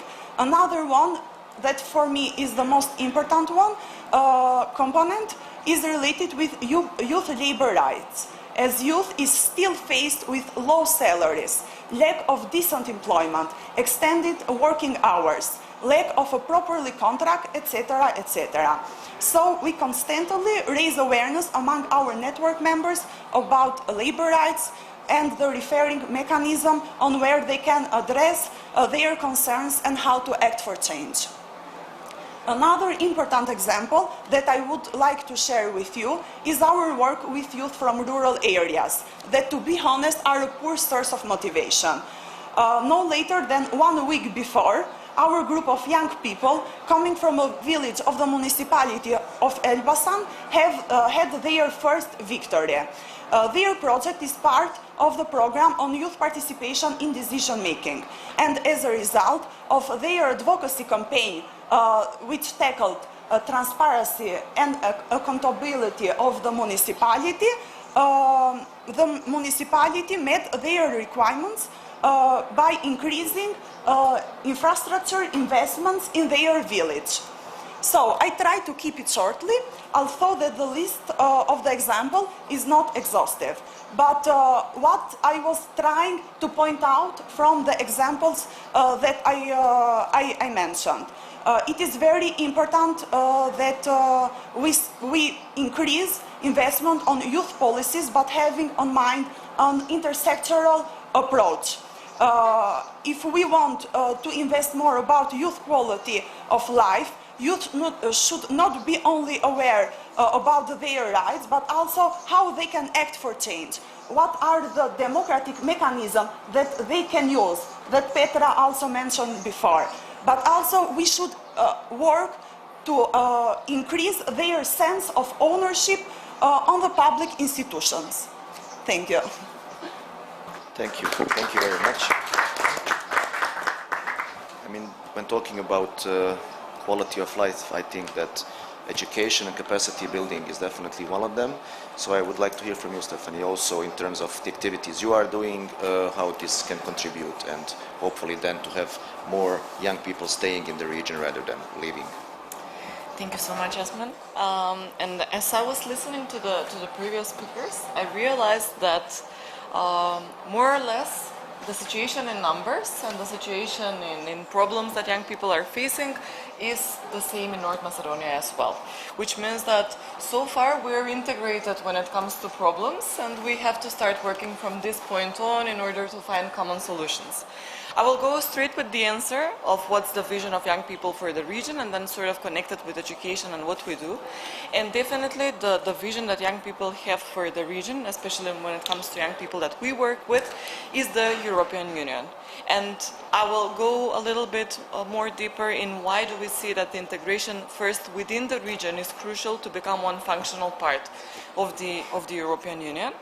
And one of the main factors for that, and one of the main factors for improving the situation, is definitely the education, specifically the civic education. I would like to build up on that later on. So as we talk about quality of life, the quality of education is one of the most important things that we work for. And I'm happy that we have a lot of chances to cooperate with the Ministry of Education, that they have a lot of understanding, and that the education is finally seeing some progress. The bad thing here is that it takes a long time to see the results from what we're doing, but the good thing is that we have common understanding and that we're sort of moving in the same line to make progress for the young people. Unfortunately, we're facing the crisis that is sort of making everything more and more complex and harder, but that's happening everywhere, and we couldn't foresee that. But why civil education particularly is one of the most important things that we need to work on is because that is the key factor for integration, both within the country and to give young people a perspective for integration in the region. Then it's a key factor that gives young people basis on how they form their perceptions for the European Union and Euro perceptions. And lastly, their role in the society and their participation within the policy creating processes, but also about how they monitor the government and everything that is being implemented. I will sort of short explain these 3 points and then sort of conclude with what needs to be done in the future. So when it comes to integration within the country, we still unfortunately need to work in that field. We have started, the COVID pandemic has sort of stopped us, but we need to continue on enabling young people to become integrated within the country itself first. We have young people from the rural areas that still need to be advanced. We have young people from the smaller ethnic communities that need to be in constant communication with the other ethnic communities. I'm not talking here only about the smaller communities, as I've mentioned, but also there are young Macedonians who haven't still been integrated with young Albanians and young people from all of the communities, not to mention all of them. And we need to sort of focus on that because the education has the role to create capacities among young people, but on the other hand, education is the only system through which all of the young people go. And we need to use that as a benefit, I would say, in order to work in this capacity building field as well. When it comes to Euro perception, I think that education and civil education is one of the most important things. And what we as an organization do is trying to offer enough programs for democratic education, because we see that we still lack content of that in the educational system. It's good that we're creating content now, but in order to secure that as many young people as we can be familiarized with the processes of Euro integration, with the role of the European Union, with the connection of our domestic policies and the European policies, I see here one of the crucial roles in the civil education. And if we take a look at this through numbers, it was 2 years ago when only 1/3, and this is how I did the matching, only 1/3 of the young people believed that our country is moving in the right direction. And then we have the pandemic, we have the decisions of the European Union that were made in the meantime, and it's logical for us to expect actually a decreasing in the number of young people who believe that the country is moving in the right direction when it comes to the Euro integration processes, but also to expect a higher number of young people who are Eurosceptic. Because on the one hand, they're missing deliveries from the European Union, and on the other hand, they're missing places and education for their role, and how can they bring about this process more. And when it comes to youth participation, youth engagement, and their vision for themselves in the country, I can say that the situation is alarming and it's saying that we need to do more. But when it comes to all of those young people who have been in some way included in policy creation processes, who have been included in civil organizations, or who have somehow tried to bring about the improvement of their local communities, then we see that they're more optimistic, which gives us an insight that we need to create more opportunities for young people to create and to comment on the policies that are being created, but also to be heard in those processes. And lastly, when we talk about the participation and activities on local level, it is good that we have now laws that finally guarantee that young people will be included, both on local level, then in the school levels, and in the university levels. We need to continue working in the high school legislation so that we secure that every single student will be represented, because this is what gives young people hope that they can make a change in the region and that they will sort of not continue thinking about brain drain. Although brain drain itself, it's not that bad as long as we send young people to build their capacities and then are motivated to come back. So we need to play our role in being an attractive place to come back, because once they learn, they will need to be motivated to come back and bring about the development in their societies. So sort of these are the main things that I wanted to share now here. And I think that one thing that we need to be aware of is that the young generations are those who are carrying the burden that has been created from the previous generations. They have the burdens of the transitional justice, they have the burdens of the reconciliation processes. They are the ones who are facing the transitional processes. They're the ones who are having promises that are still not delivered, and I'm talking here about the bigger picture now, about the Euro integration processes that they believe in. I agree that they, on a value level, those are the values that young people carry.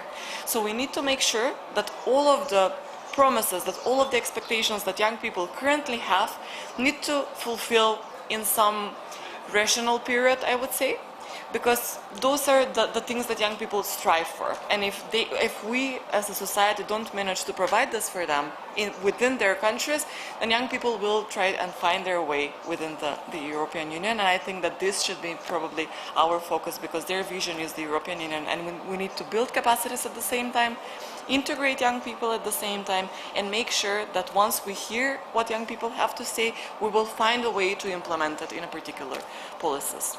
Thank you.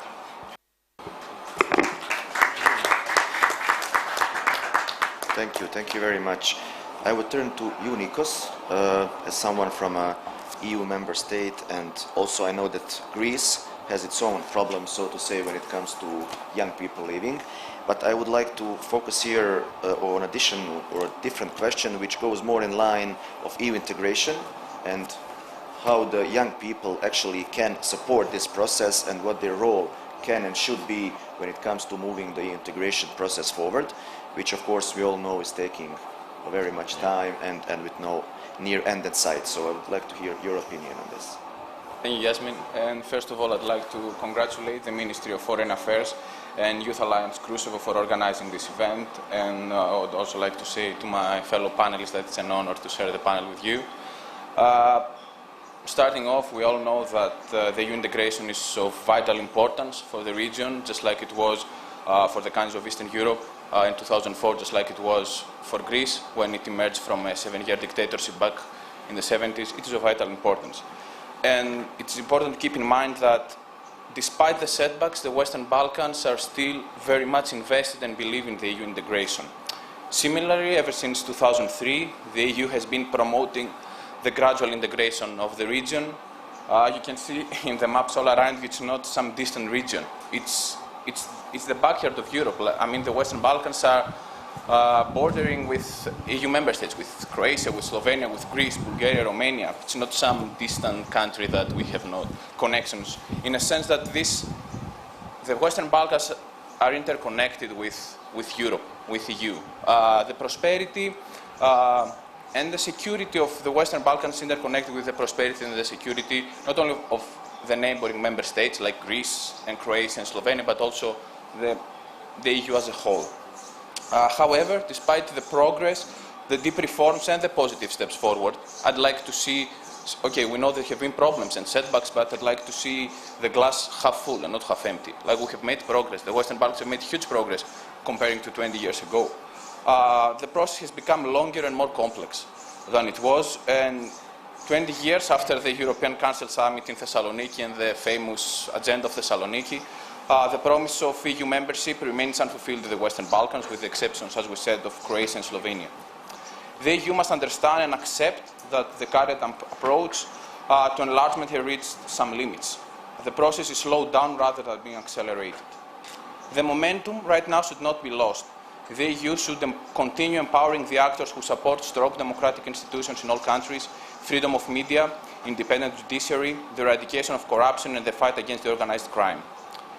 The Western Balkans must be presented with a credible membership perspective, and especially the youth. As the speakers before me said, the youth, the young people are leaving, they want to leave. We have to keep them in the region.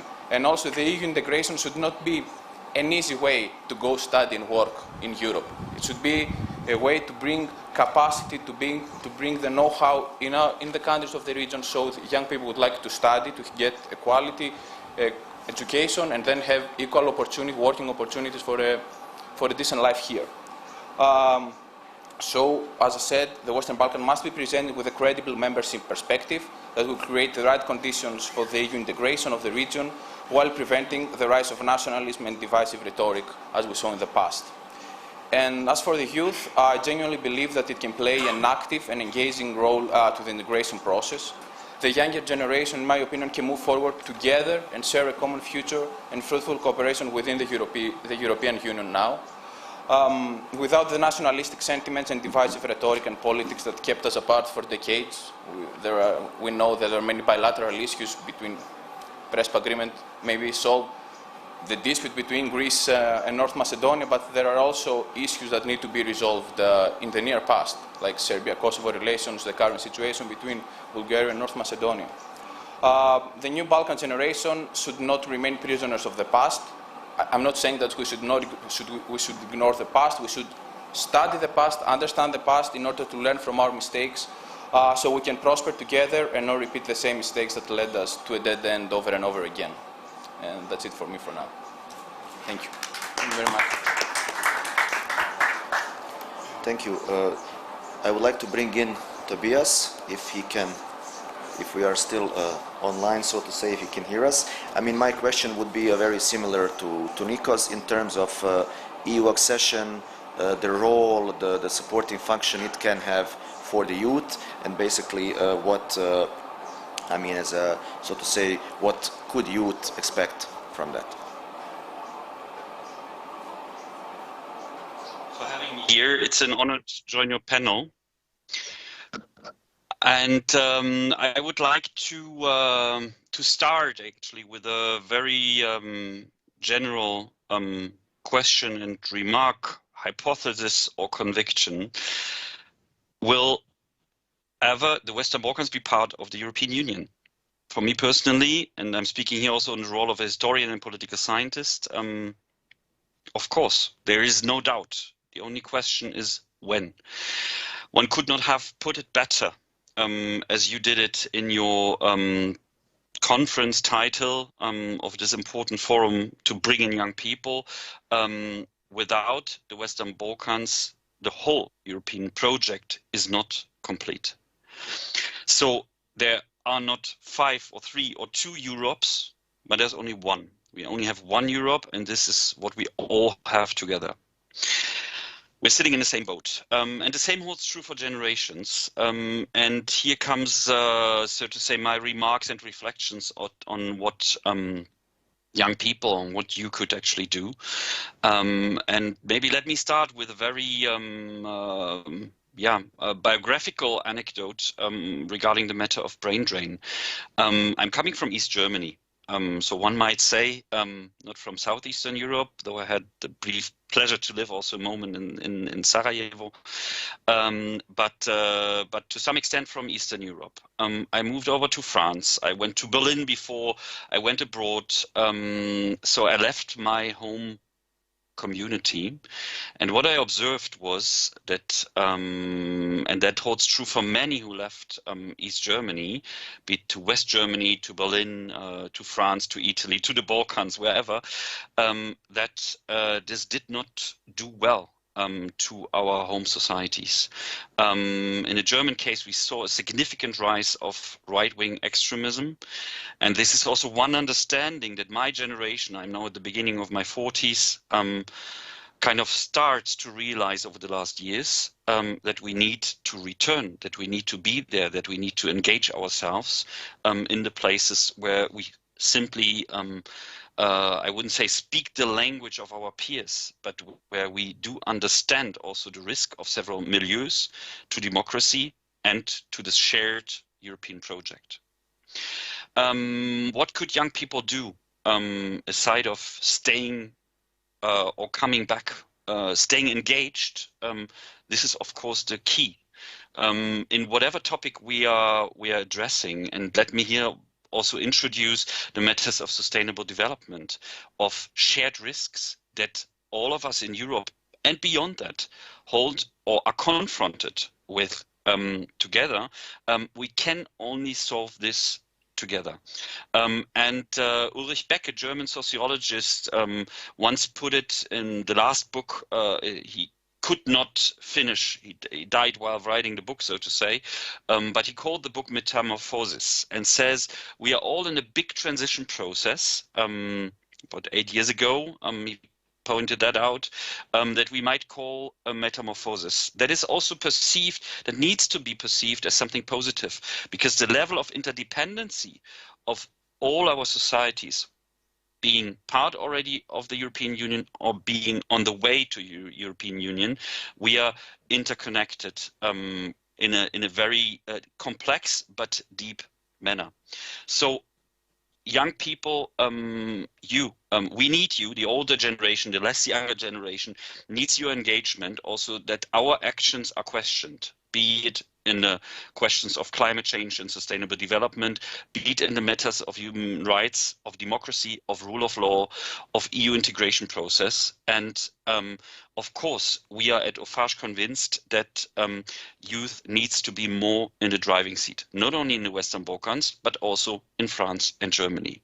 And last but not least, and this is at Offage always one of our key messages, so to say, to the young colleagues we have the honor to work with, young people should also, after they joined our programs, seminars like this, conferences, stay engaged, but also vis-a-vis their peers. There's nothing more impactful, also according to statistics and science and pedagogical methodologies, as if young people talk to each other. That means also those who kind of have the privilege of having a high level of formal education needs to constantly kind of try to integrate those who have less privileges as being part of their family biography. I think this is crucial, that young people not only challenge governments, but also challenge themselves in order to work together cross-milieu with other young people in order that Europe will be, or the regional experience, the experience of exchange will be an experience for, if possible, every young human being, every youngster during education. Thank you very much.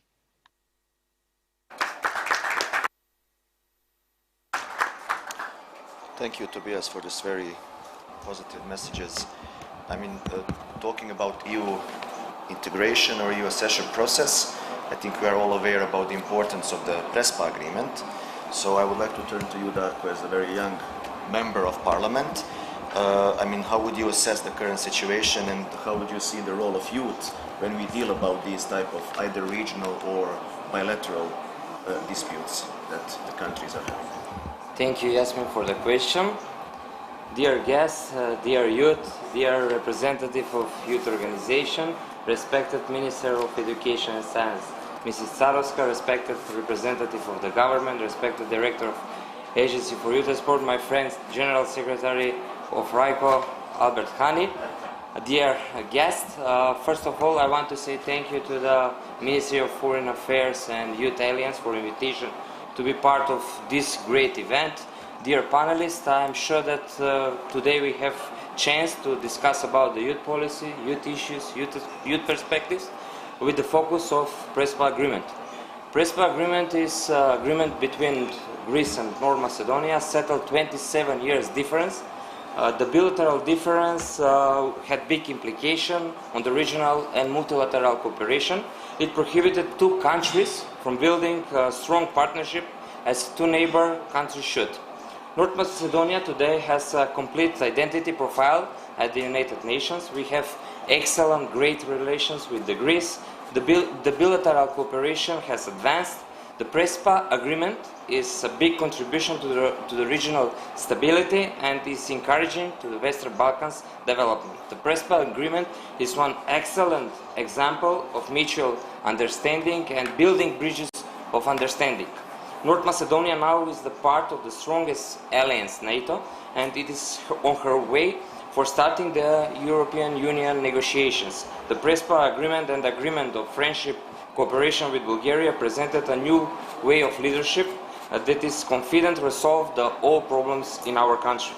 We have to face and tackle the emerging challenges and to commit to building only successful stories.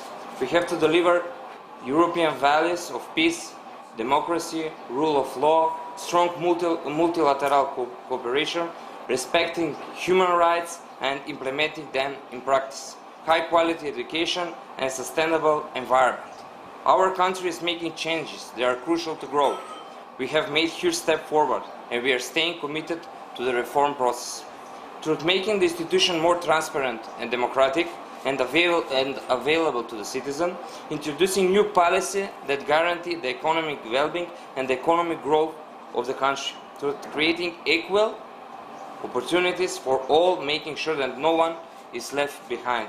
The rule of law is one of the most important principles. It stays one of the key objectives of country.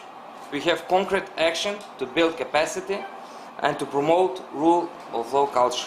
We are fostering youth participation and finding mechanisms to enforce that in the democratic life we support social and civil youth engagement and aim to ensure that all young people have the necessary resources to take part in our society. We are supporting the double digital and green transition, and we want to accelerate actions for the use of digital green technologies that the environment will benefit from. The past 2 years were defined by the coronavirus pandemic. COVID-19 has caused millions of cases and deaths worldwide. The illness has affected nearly every aspect of life.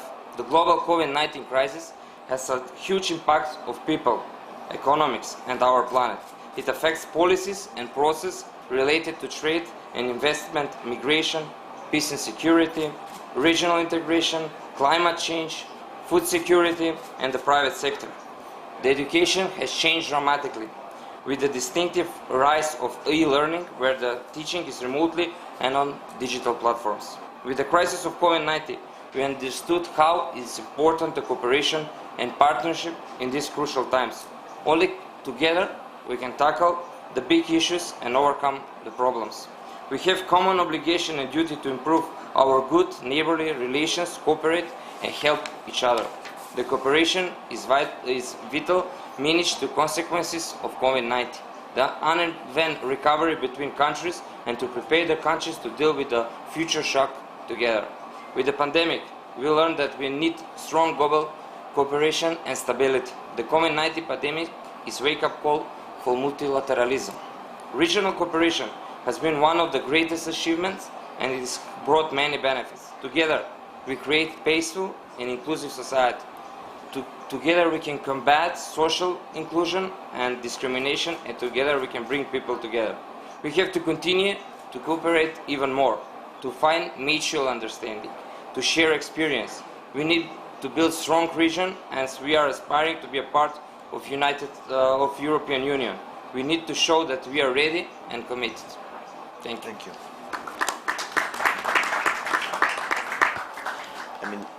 Nikos, I would like to turn back to you as someone from, let's say, the other side when it comes to Preспа agreement, continuing talking about this, just to take also your take when it comes to the role of youth in the implementation of this process, of this agreement.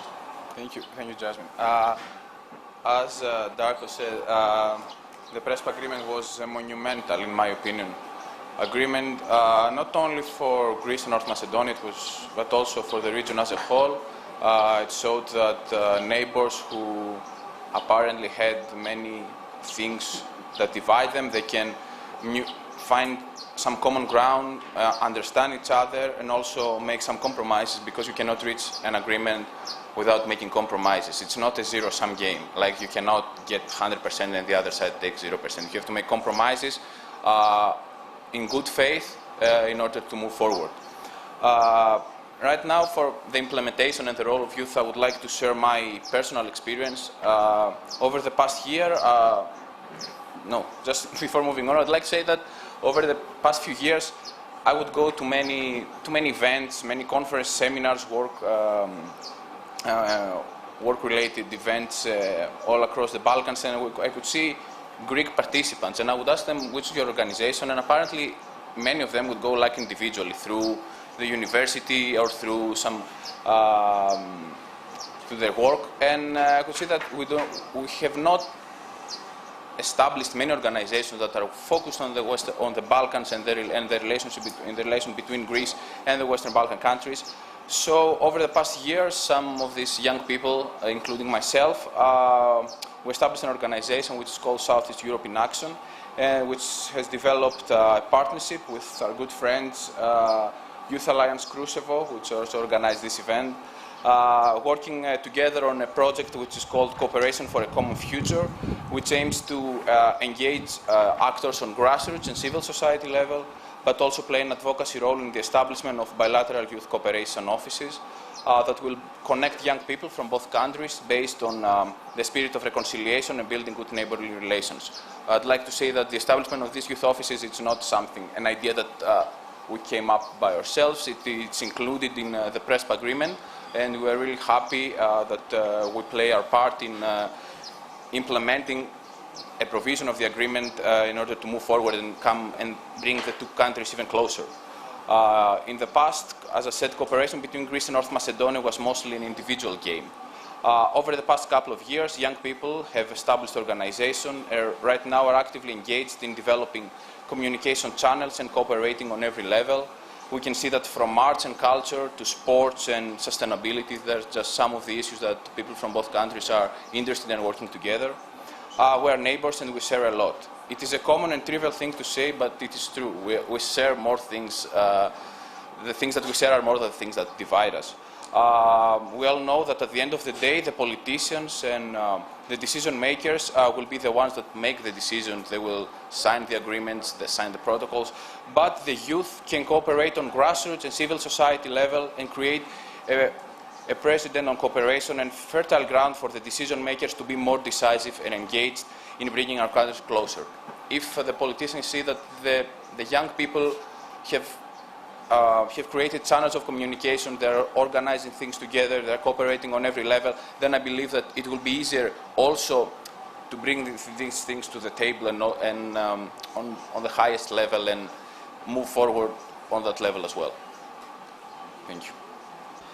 Thank you. So, so to say, last part of our discussion, I would like to focus on two regional initiatives, which we mentioned also this morning. It was mentioned also by the ambassador, EU ambassador. One of them is the regional initiative which is implemented by RCC, Western Balkan Youth Lab project. And maybe just to get some information about that, and how do you see so to say, this project, these regional activities, how they are further supporting and fostering the cooperation and the role of youth? Sure, thank you.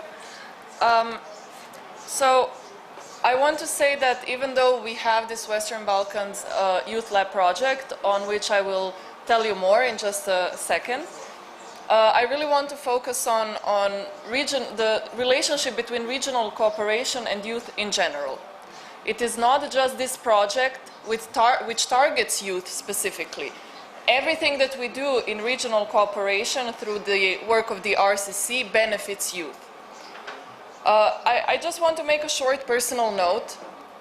and that is that when I was younger, when I was in high school, I'm originally from Slovenia, and I was traveling through the Western Balkans, and I was absolutely amazed by the hospitality, the food, the people, the culture, I mean the arts.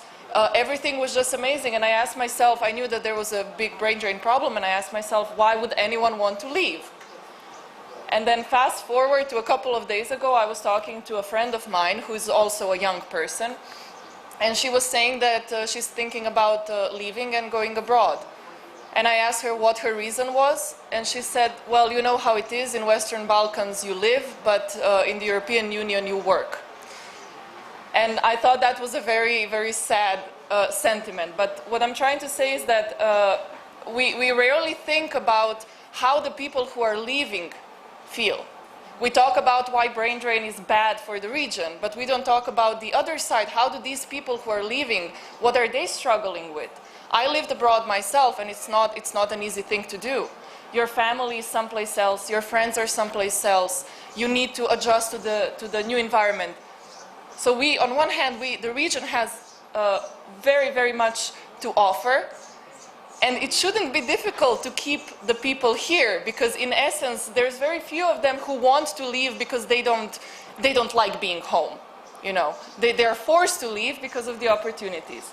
And how we address this through regional cooperation is by implementing we call it the Common Regional Market Action Plan, generally speaking, which seeks socioeconomic integration of the region, which will improve the investment opportunities in the region, which will create a digital area, which will integrate the region in terms of research, innovation, industry development, and so on. And all of these things will make it possible for young people to find more opportunities, and with that, they will be more encouraged to stay. So in general, regional cooperation benefits young people. But something that we have started implementing more and more is also realizing what youth can bring to regional cooperation. So it's very much a mutual relationship. And we want to include young people in everything that we do. So every initiative we have, every project we have, every activity, we try to bring young people to these activities to get their inputs. And now I come to the Western Balkans Youth Lab project, which specifically seeks to include young people in decision-making in the Western Balkans through the implementation of the Youth Lab. Youth Lab functions upon the methodology which was developed on example of European Youth Dialog as one of the best practices that we know, but adjusted to the situation and conditions and realities of the Western Balkans.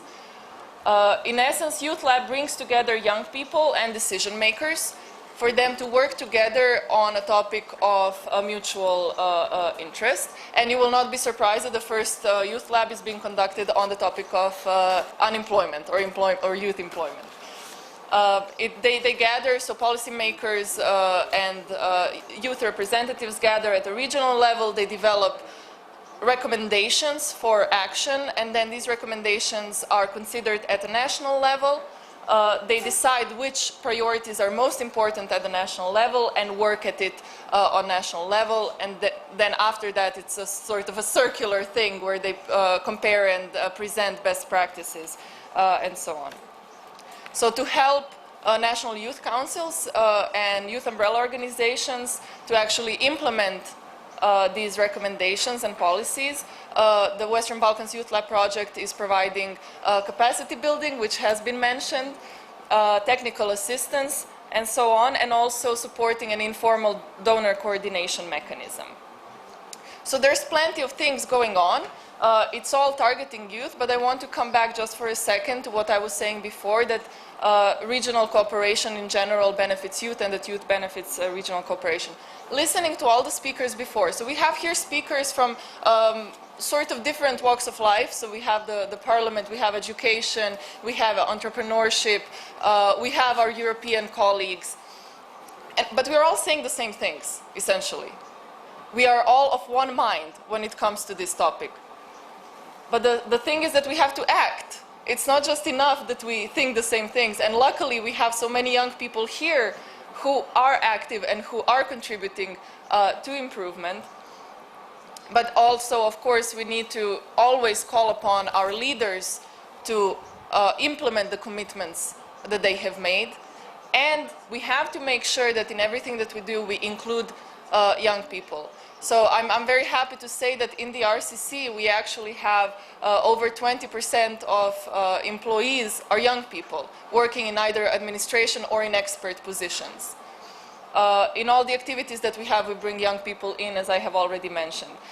In initiatives and dialogues and forums such as this one, it's important to always have the youth perspective as well. So I'm going to stop here because I will start repeating myself, but I really want to drill that in everything, it's not just specific events and specific projects that are targeting youth, but it has to be incorporated in every aspect of our work.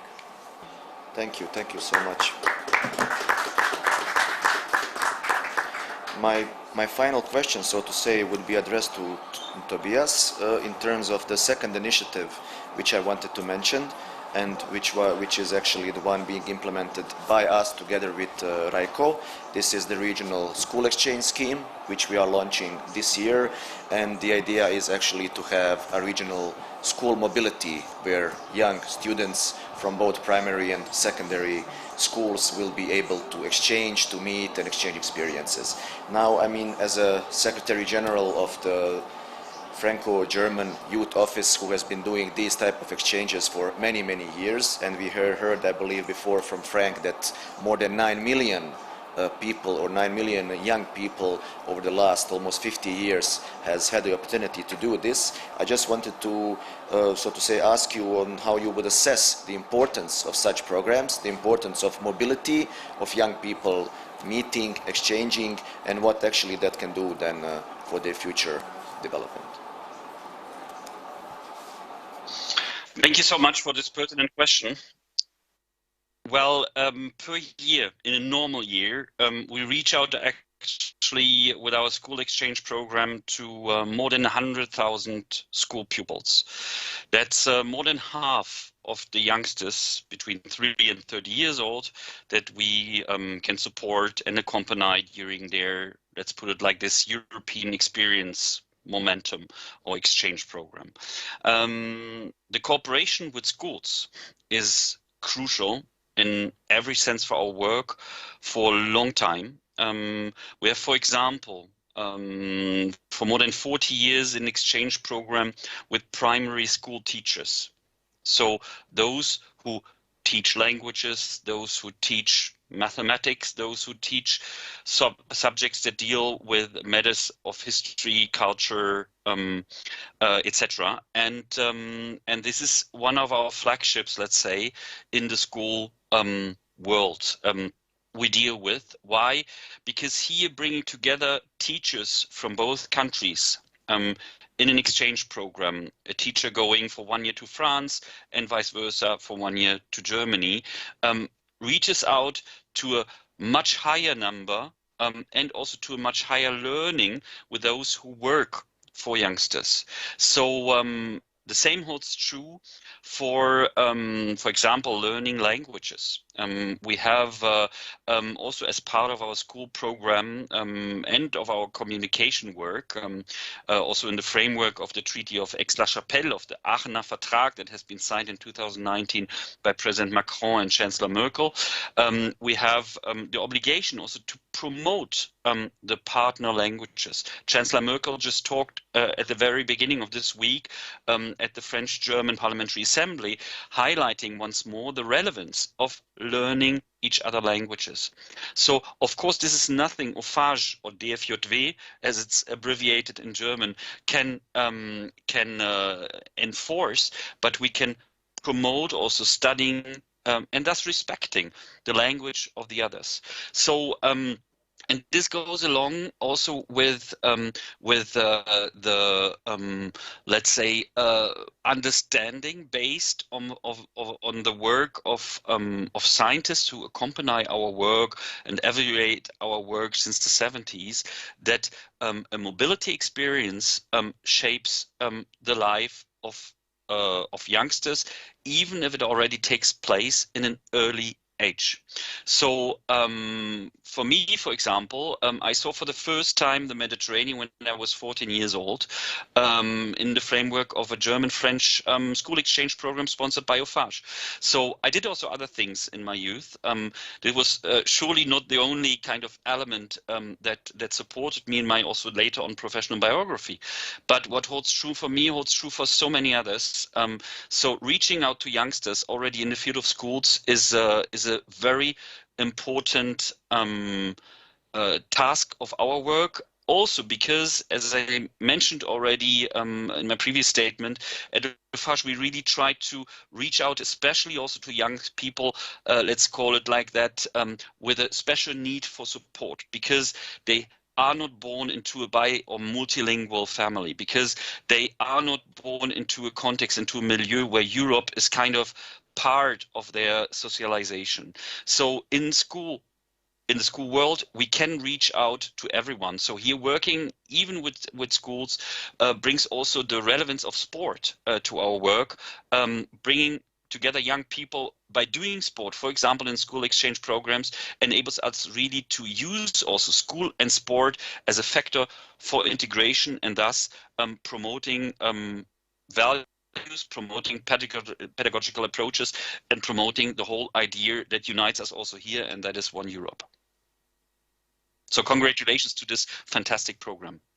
Chapeau, as we say in French. And I'm happy that in this afternoon my colleague Antalino will be also with you from Paris and provide you, so to say, with a more Frenchy perspective to our work. As a wrapping up, and because we have also here with us our colleague Mr. Marko Pankowski, who will be our rapporteur of this session and who will prepare conclusions and, so to say, a short report summary, which will be then also delivered to the ministers and decision makers in the conference taking place just next to us. But I would like to, before his wrap up, I would like to also just ask, so to say, final remarks in terms, if you had to say in 1 or 2 sentences, what would you like the main message in that report to be? What would you like the decision makers to hear, so to say, to share with us here today? Anyone who would like to start, so I don't have any specific order. Please. I can break the ice. So the most mentioned theme in this forum, but also in other regional, national or European activities that I have participated, is Western Balkan countries' European integration, when from my point of view, EU accession should not be an end in itself, and it should not be a trophy to be achieved by politicians. An end in itself for us should be to make our beautiful region as livable and safe as possible by strengthening rule of law on all its dimensions, as it is the cause of the majority of our problems, and by pushing governments to work even more in reconciliation and dealing with our past, so we don't risk to repeat our history, but also because this is the passport for region stability and development. Thank you very much for having me. Thank you, Francesca. Please. Thank you, Yasmin. The youth participation and the youth engagement in the political process for regional cooperation for me is crucial. Only the young people can make bridges of trust, also can create network of cultural cooperation that solves all the problems, to share a European value, European youth issue, and only through the long-term partnership, we can solve all the problems, and we can solve and overcome the mutual issue in our country. I'm sure that the young people is the key of the better region, and I'm sure with this we can share all the European values and we can be a better region. And like the motto of RICO, the better region starts with the youth. Thank you. Okay, so I'm sure that the European Union needs our region as an integral part of the Union. But first of all, we need to make sure that we function here as one part. So we have seen that young people are ready to cooperate. They find their ways. They have the same goals and the same expectations. And we need to continue supporting their integration. We need to continue building a functional part of the European Union, because the integration process should start now. When we become part of the European Union, we need to be a functional part, not to begin the processes then. And young people are expecting that and are a crucial part of that, I would say. Thank you. Please. Well, just like everyone else said, the youth must be respected. The youth must not only be heard, they should allow the youth to speak by itself. Like, it's not enough to just bring someone from the government, bring someone from an organization to listen to a few young people, and then he will go to decide what is good for young people. Young people know what is good for them, and as Stephanie said, they're willing to cooperate, they're ready to cooperate within their own societies, but also bilaterally and multilaterally, but the decision makers should support this, should make it happen, because the youth does not have the capacities. It has the willingness, but also need the capacities, the help, the financial help, and I think that this is important. What I would like to say is trust the youth and help them to achieve great results, because whenever this happens, great results were achieved, and that's the only way that we can go forward all together. Thank you, Nikos. Petra? If there is one message that I really want to bring across, is that commitment to improving the living standards and the opportunities to young people should not be declarative only. Delivering on regional cooperation commitments related to youth and otherwise is the utmost priority, not an option. If we do not deliver on what we promise to deliver, we are going to lose the youth that we have. We're going to lose the greatest resource that we have, and then at that point we lose the options to choose. So delivering is priority. Thank you. Tobias, if you want to jump in also with a final remark, feel free.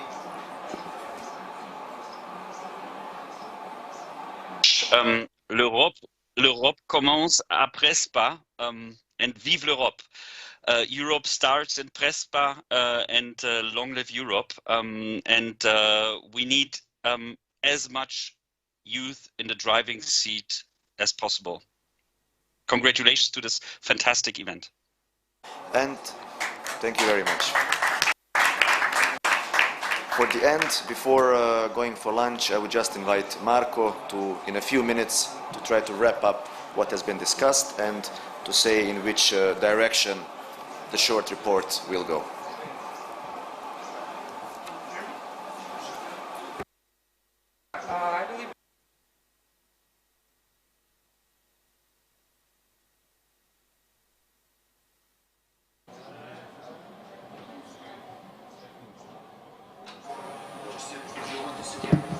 No, it's okay. We had a wonderful panel with a diverse set of speakers, and in the time being we covered a lot of important aspects. We started the panel with a powerful remark that we need to grasp the vision of the young people. The time is ripe to act upon the cross-sectional challenges young people share in the region that require to be approached through multidisciplinary approaches. And we need to do this urgently. The young people today in the Western Balkans share many of the challenges, so we need to ensure sustainable and meaningful youth participation that reflects their priorities. However, the young people are not satisfied with the governance system and have low trust in the institution, and the public administration needs to address this. One of the most worrying trends is brain drain. While the COVID-19 pandemic influenced the brain drain, we still witness as the brightest people from the region are leaving the region. Majority of the young people from the Western Balkans says they see themselves living abroad in 10 years, and the reasons are less and less financial. The young people today are way more concerned about quality jobs, quality of life, human rights, environment, educational opportunities, and infrastructure. And as we've seen previously in the past, brain drain contributes to nationalism and intolerance. However, the situation with human rights is challenging and among young people, but there is an increased a recognition that we need more inclusion and tolerance, and we need to build on that. The European integration, therefore, is vital to the well-being of young people, and the European values are deeply embedded in their vision for the future of the region. However, we witness increasing EU skepticism and apathy towards democratic institutions, and that is why we need to invest in civic education.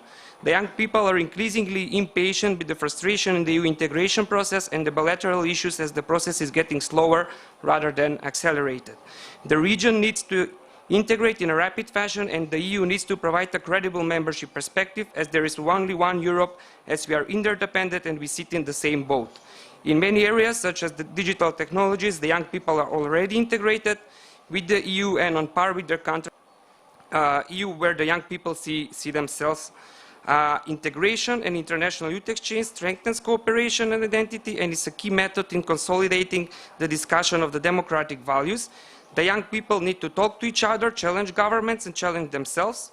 National and regional initiatives like RICO, the Western Balkans Youth Lab, and the School Exchange Scheme try to change this in an inclusive and sustainable way, starting from early age. The Prespa agreement was one concrete step that showed to the region and also to the world that even deep-rooted emotional conflicts can be solved if there is a political will. It showed that bright vision for region is possible while comprehending the past and shaping the future. This could be an example to the leaders in the region of the importance of resolving the big issues, as we cannot allow in the 21st century young people in the region to need visas to travel in neighboring countries.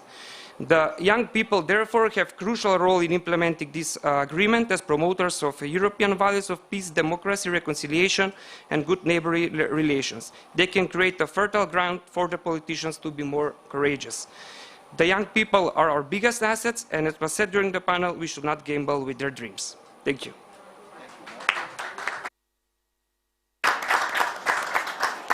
Thank you. Thank you very much to all the panelists, and also thank you to the participants for staying and bearing it with us on this very hot day.